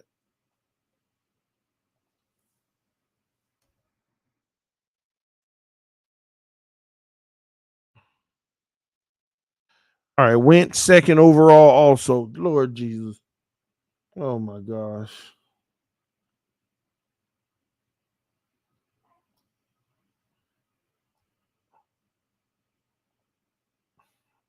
All right. There you have it. Winston. Wait, what do you mean Winston? What was Jameis Winston? Where was Jameis Winston drafted? What was his pick overall?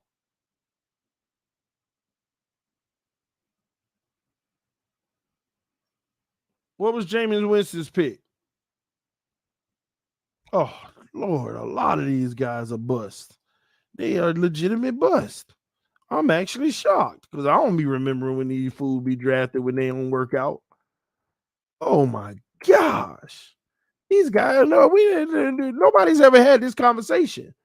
Baker Mayfield, Mitchell Trubisky, Marcus Mariota, Carson Wentz, and Jameis Winston are officially bust in their career. If you ain't at least above average, because above average can still get a starting job in the NFL. Everybody else, they started only their rookie year and maybe a few years after that, sprinkling and bouncing around. But they end up being relegated to a backup, which makes you a bust. You did not have a starting NFL career. Goff was first, but Goff is on here as good. We talk about bust. Bust is when you can't even hold a starting job at some point. You got your job taken and all like that. No.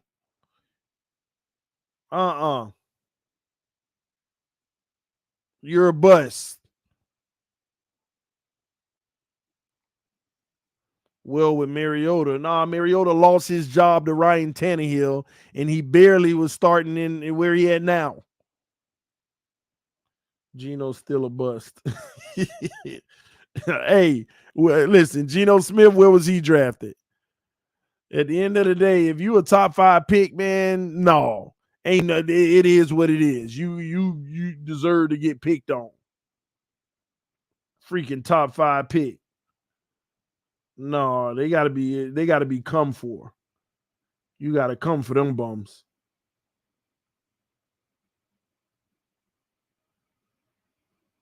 Yeah, man. Geno Smith was 39, and he appropriately right where he probably need to be. He where he need to be then. Ain't nobody gonna trip about that. All right, let's keep it moving, man. We already got Baker Mayfield, freaking busts out here. Joe Flacco, ladies and gentlemen, his career. What do you got for Joe Flacco for his career?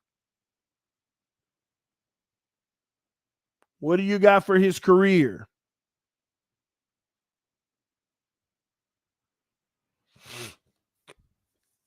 Super Bowl champ.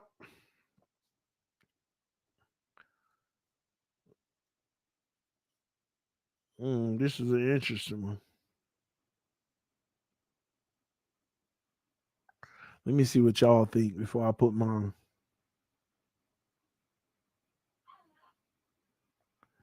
I gotta put Joe Flacco. I ain't gonna lie. I gotta put Joe Flacco. Ooh, what am I doing? I don't mess my full screen up.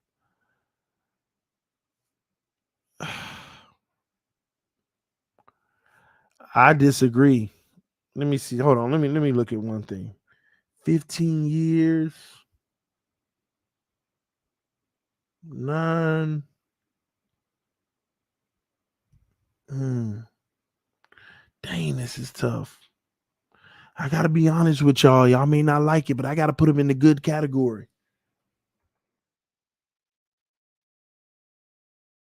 Because Jimmy G would be in a good category if he didn't cost his team a Super Bowl.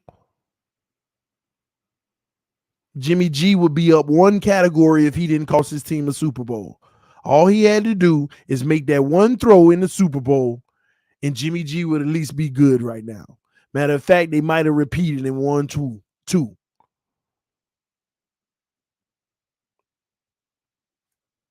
So no, I gotta actually put him up there. Let me tell you why. If Tannehill gonna be up there, if Derek Carr and Matt Ryan gonna be up there, I see no difference.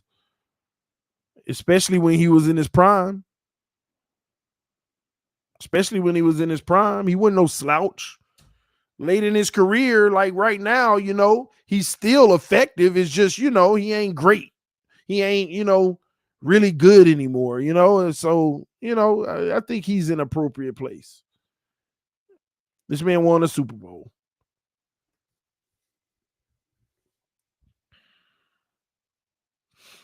All right, let's go. Next up. Davis Mills don't count. Justin Fields don't count. Teddy Bridgewater, talk to me. Talk to me, y'all. Teddy Bridgewater. Teddy Bridgewater. Where'd Teddy go on here?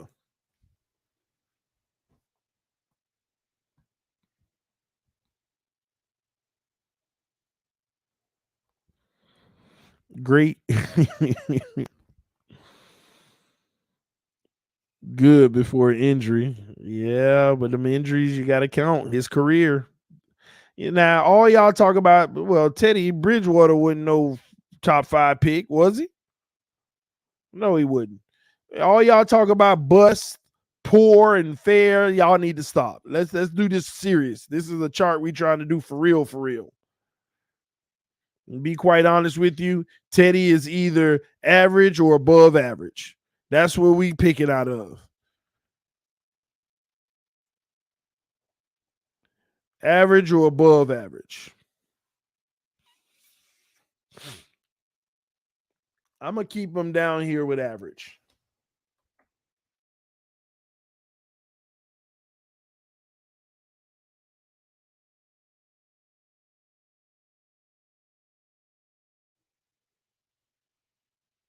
All right. I believe that's all the veteran quarterbacks that are off of a rookie deal in their 5th year or more. This is what they pretty much been in their careers. Okay. Now it's time to backtrack for the rookies.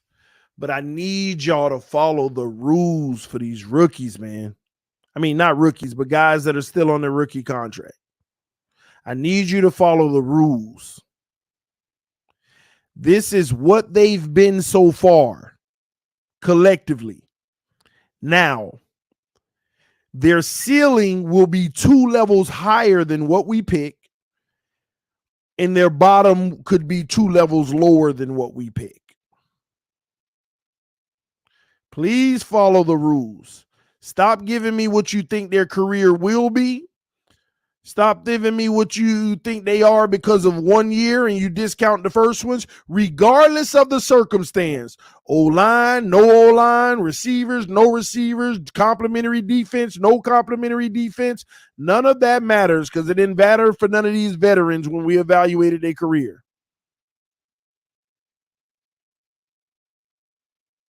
There we already got it. Tua elite. Lordy Jesus. So here we go. Let's try this. Justin Fields. Let's start there. Justin Fields. What has he been so far as a young player? TD, you missed Deshaun. I'm doing him last because he hasn't played. Justin Fields, what has he been? He all right. Below average, fair.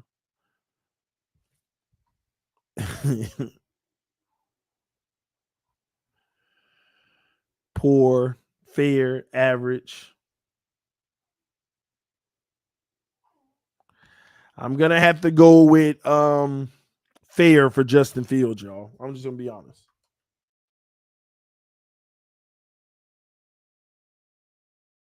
I got to go fair. You forgot Andy Dalton. Andy Dalton starting for somebody right now?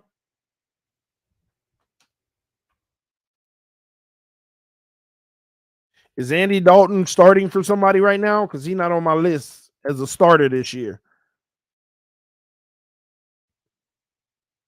TD, you missing people. Well, we could always go back. Oh, the Saints? I don't know why he wasn't on my list. Well, let me continue to go, and we'll add people later, all right? We'll add them later. All right, so Justin Fields. Put these guys in green. So right now, the way Justin Fields is playing, his ceiling as of right now, which can change over the next few years, his ceiling is average.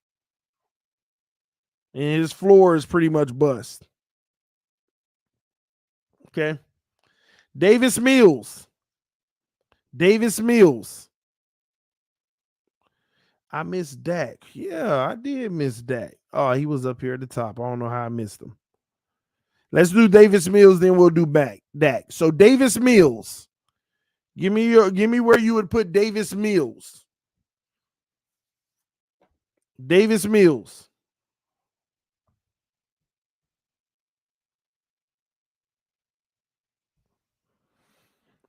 I got to be honest with y'all. Davis Mills so far has been average. I'm writing average.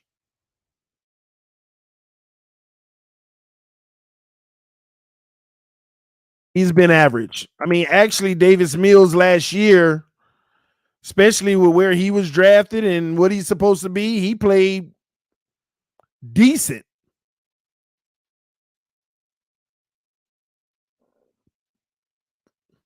Y'all do realize Davis Mills had the exact same stat line as Tua last year.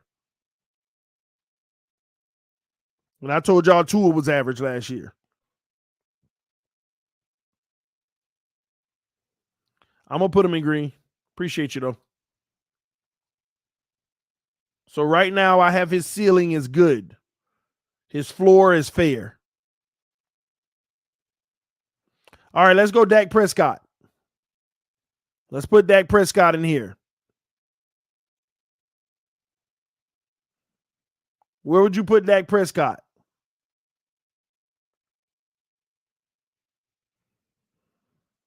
Go ahead and put it in the comment section.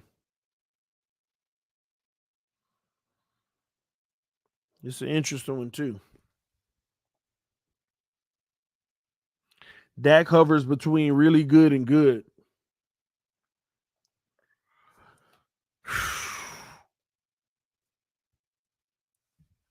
I'm sorry, man. I gotta be honest.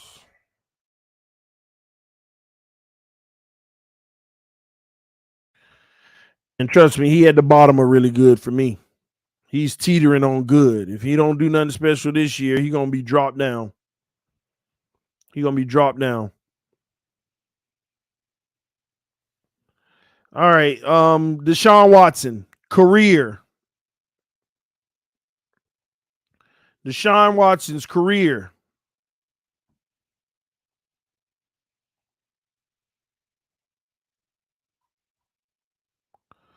Put it in the comment section.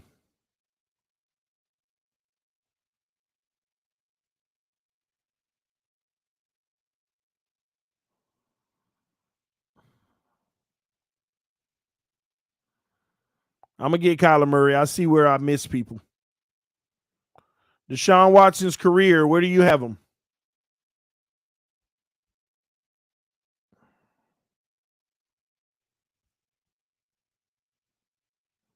As of right now, I got Deshaun Watson at really good.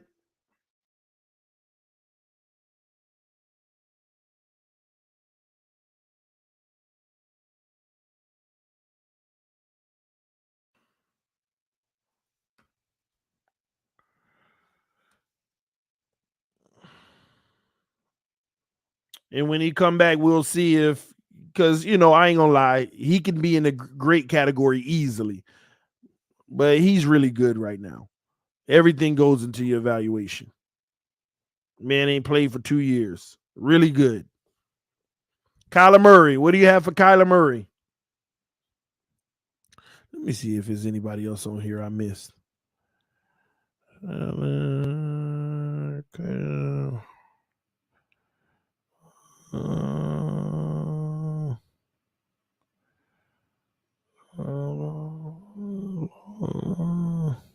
All right, I think I got it right.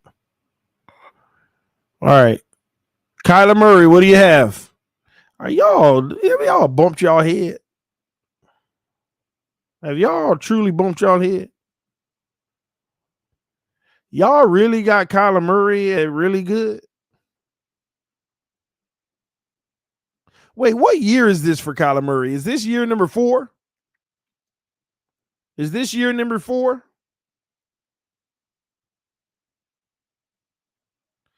Y'all let me know in the comment section. Is this year number 4 for Kyler Murray? 4th year. Okay, so he goes in green. But I'm going to have to put Kyler Murray at good.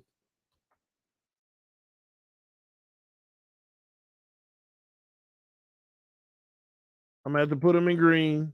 He's good. Right now, his ceiling is great. All right, let's keep going. Mac Jones, career. Once again, career. Mac Jones.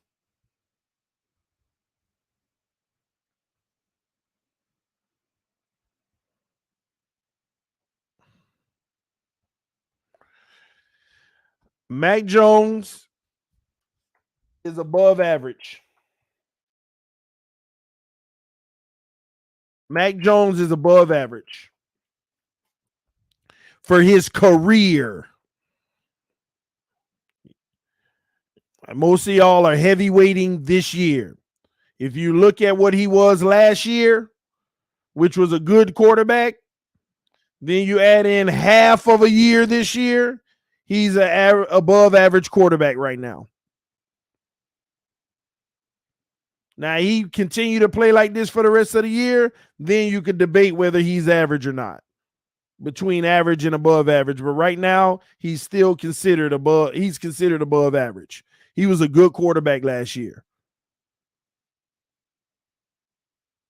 Now, I know y'all got y'all personal dislike just because of Tua, but Mac Jones is definitely for his career above average right now. Let's keep it moving. Daniel Jones. Daniel Jones. What do you have for Daniel Jones? Career now. We're talking career. I agree.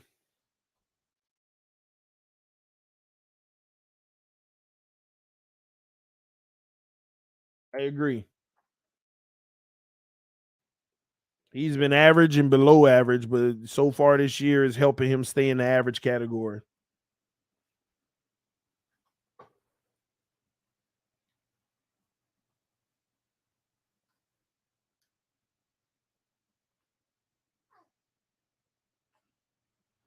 Yeah, give me a second. All right, let's keep it moving. All right, what else we got? Who else we got? Let's see. Any other rookie contracts? Let's see. Trevor Lawrence. Trevor Lawrence. What do you have for Trevor Lawrence right now? Trevor Lawrence. Well, if you're in green, you can't be a bust. Nobody in green can be in the bust category.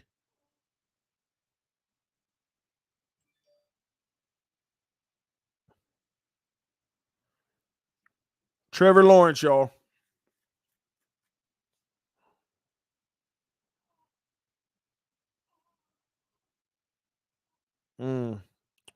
I'm sorry. I got to go with what I believe in this one.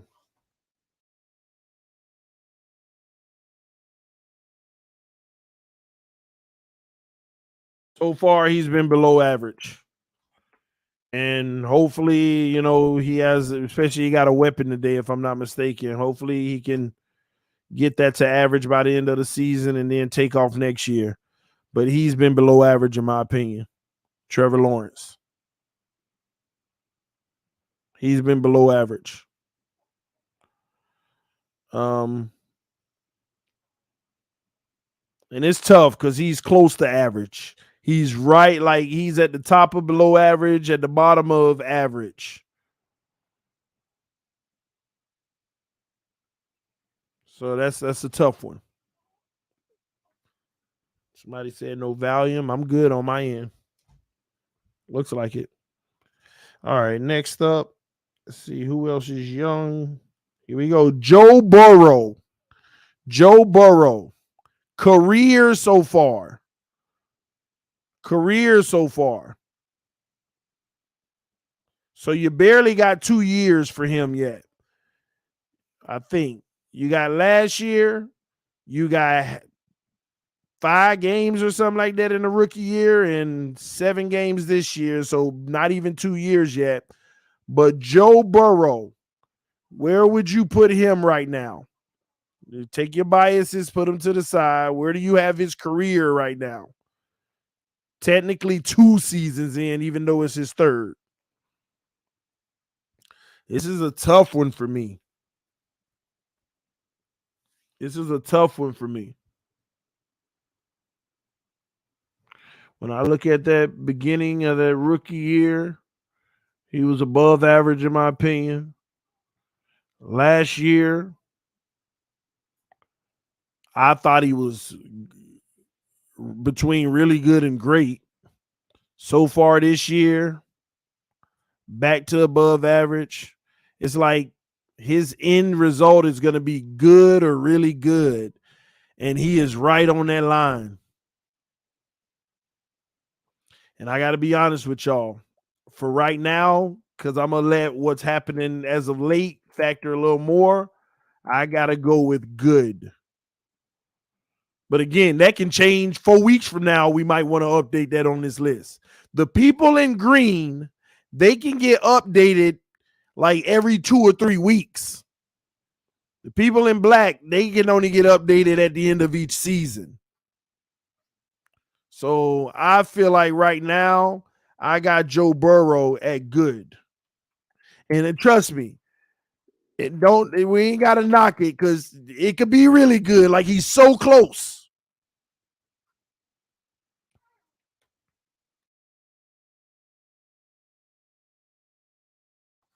Let's see. It's so close. If you got him really good, I ain't mad at you. I'm just asking, don't be mad at me because I got him good.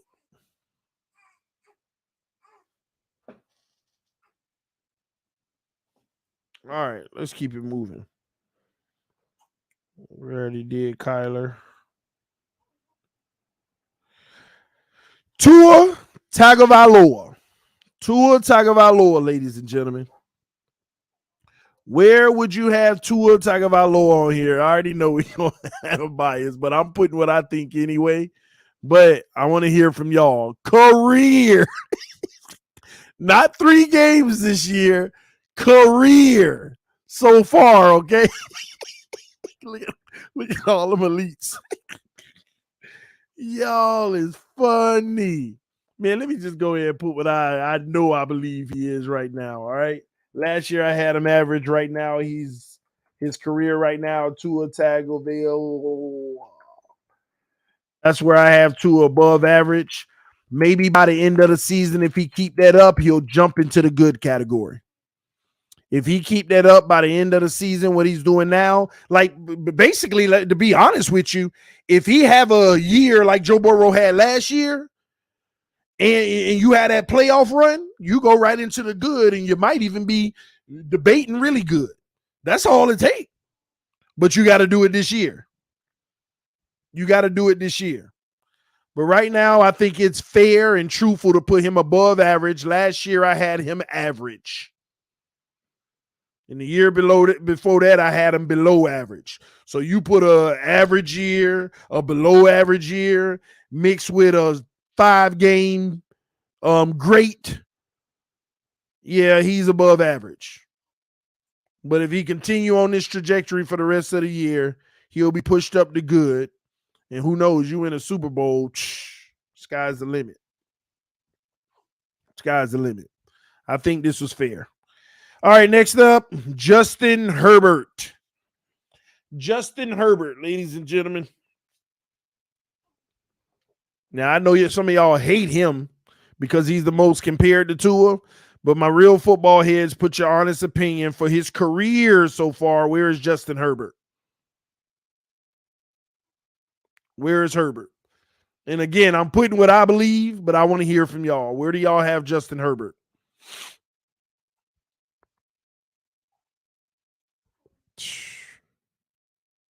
Some of y'all need to stop. Average shouldn't even be in the conversation. All right, let me put him where he belongs. Y'all know it. Justin Herbert broke rookie records, had the best rookie season. Year 2, came back, lit it up again. And right now he's struggling and playing below average football. Still putting numbers up, but it's still, to me, is below average. You had 2 great seasons and one below. Man, come on. Justin Herbert is really good.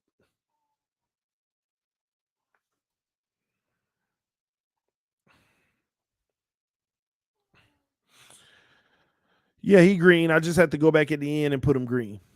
and make them green. All right.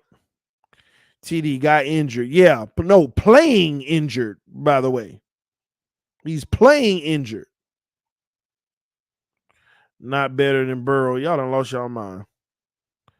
Herbert above Burrow is a crime. No, y'all only considering postseason. Herbert has been the best quarterback between Joe Burrow and Tua Tagovailoa easily.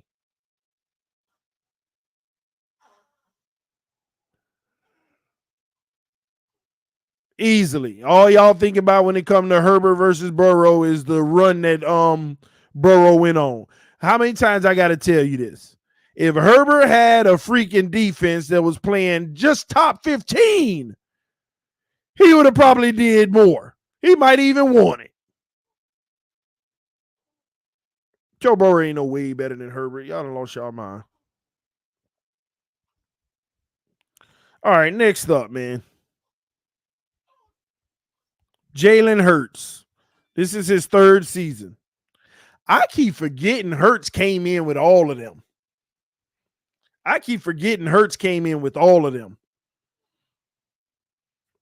It's going to be funny where I put Hurts.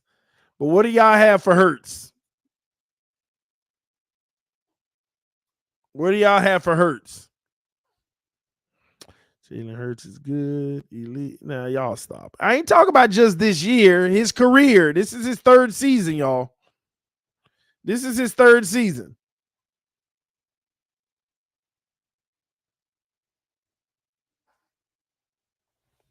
I guess I gotta help y'all again. He right here with his brothers.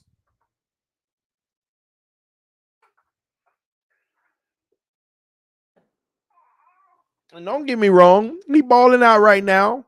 But the last 2 years, I mean, come on, man. He done had 2 years of average play at best. Now, don't get me wrong, he uses them legs, and that's a factor. But he done had 2 years of average play, and this year he's playing really good. I'm honestly, he's not playing elite and he's not playing great. He's playing really good this year. He's still got room to grow. That team there, they literally go to sleep in every second half. Even though they still winning, they need to still figure out how to put full games together. He's above average, in my opinion. And as he continues to move forward, he can continue to jump that. All right. Anybody else I miss? Zach Wilson. Zach Wilson, y'all. He gonna go right down here with his brother. He ain't playing. I don't need y'all answer. How you spell Zach Wilson?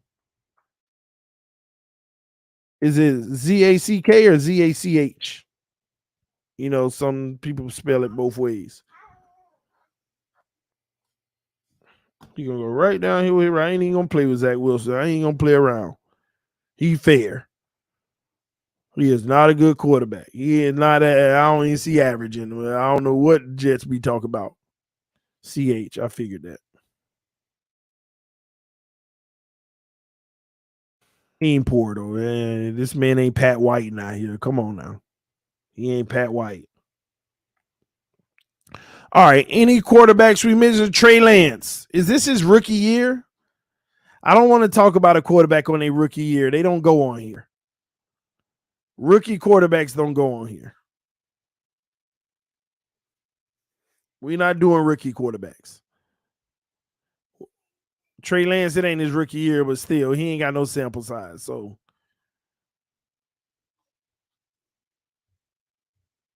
second year, but he ain't play last year. Nah, he don't count right. He don't count yet. If he was, nah, he don't count yet.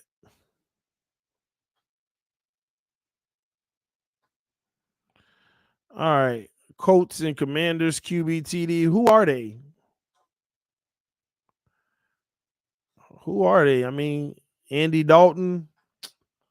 I mean, y'all tell me what y'all want to put him on here. Andy Dalton, his career. I think Andy Dalton's career was above average. Am I wrong? Andy Dalton's career was above average.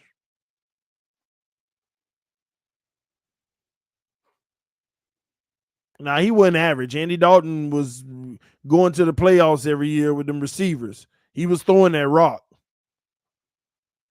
He was always 9, 10, 11 wins. Andy Dalton was a solid, he was above average for his career. These later years ain't good at all, but trust me, he had enough years where he was above average or slightly good to just have a career of above average. I might have to put him there.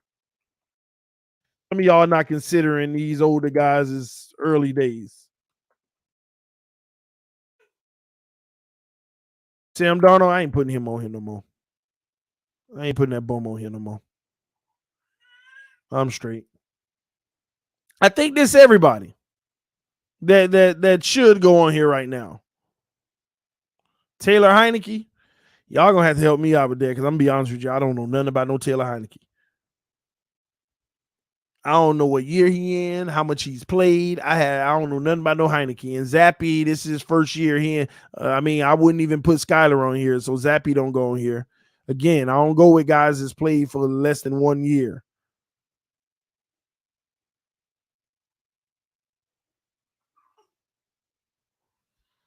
Heineke average.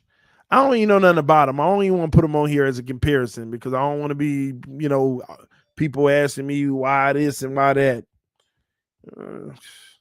Especially if he average anyway, it ain't worth it. I think we good. I think we're good. So this will be our new list. This will be our new tiers. Okay.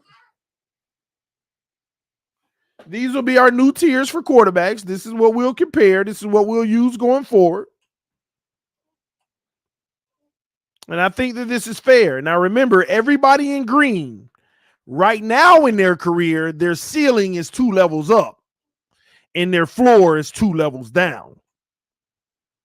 But since they're in green, they can move. Every 2 to 3 weeks, we can go back and evaluate and see if we should make any adjustments. Maybe every 5 weeks.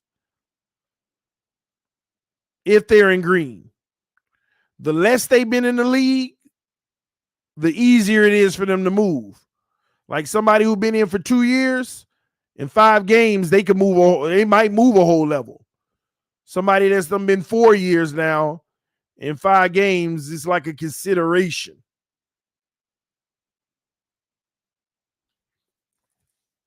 This topic is a drop the link discussion. You know what we're going to do? And I hate to do this to y'all, but we actually going to end the stream here. And we're going to pick up on this conversation tomorrow and talk it out about, this person, that person, I believe this, I believe that, and all of that, because it can get crazy. But I ain't going to lie. I don't know why the wife has asked for my attention, so I'm going to make sure I give it to her, all right? Burrow is really good.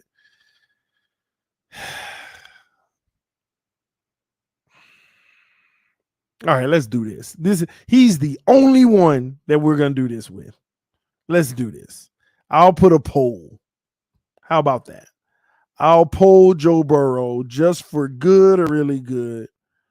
And I'll let y'all decide. All right? Y'all give me a second.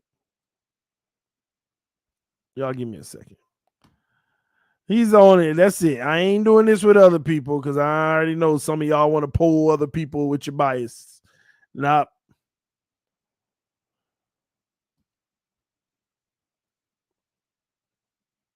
Dang, where's my Give me a second, y'all. View on YouTube. All right, here we go. Let me put it up. And y'all got 2 minutes to answer the poll. 2 minutes.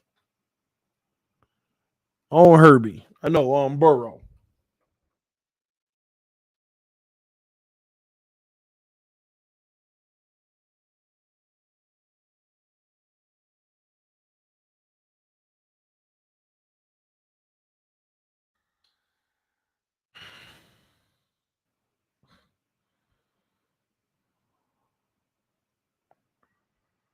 All right, I just polled it. Ain't nobody polling to him. What you think? We gonna put him the best quarterback of all time. He done had the best career. He done had a better career than Brady if I poll Tua.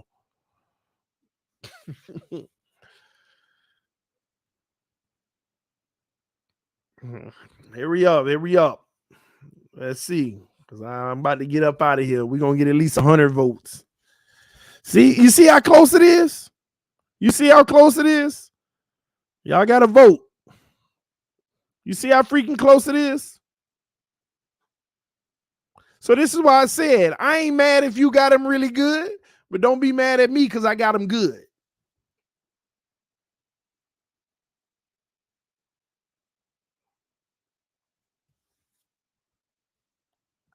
Andy Dalton not in green. Did I put that fool in green? No. Oh, that was a mistake. It was just like because I kept typing. Yeah.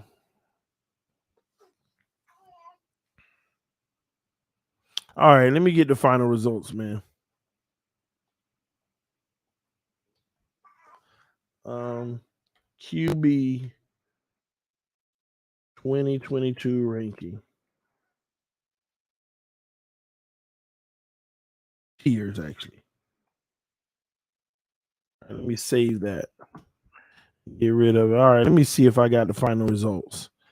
All right, 84 votes. Come on, man. We need 16 more votes. Do y'all see how freaking close it is? So you don't get mad either way. I don't see anything. Then vote. You must be didn't vote. It's in the comment section. It's at the top. Vote.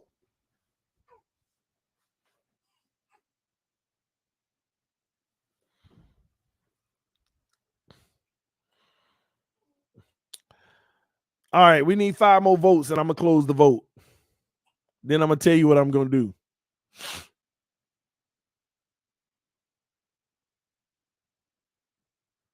One more vote.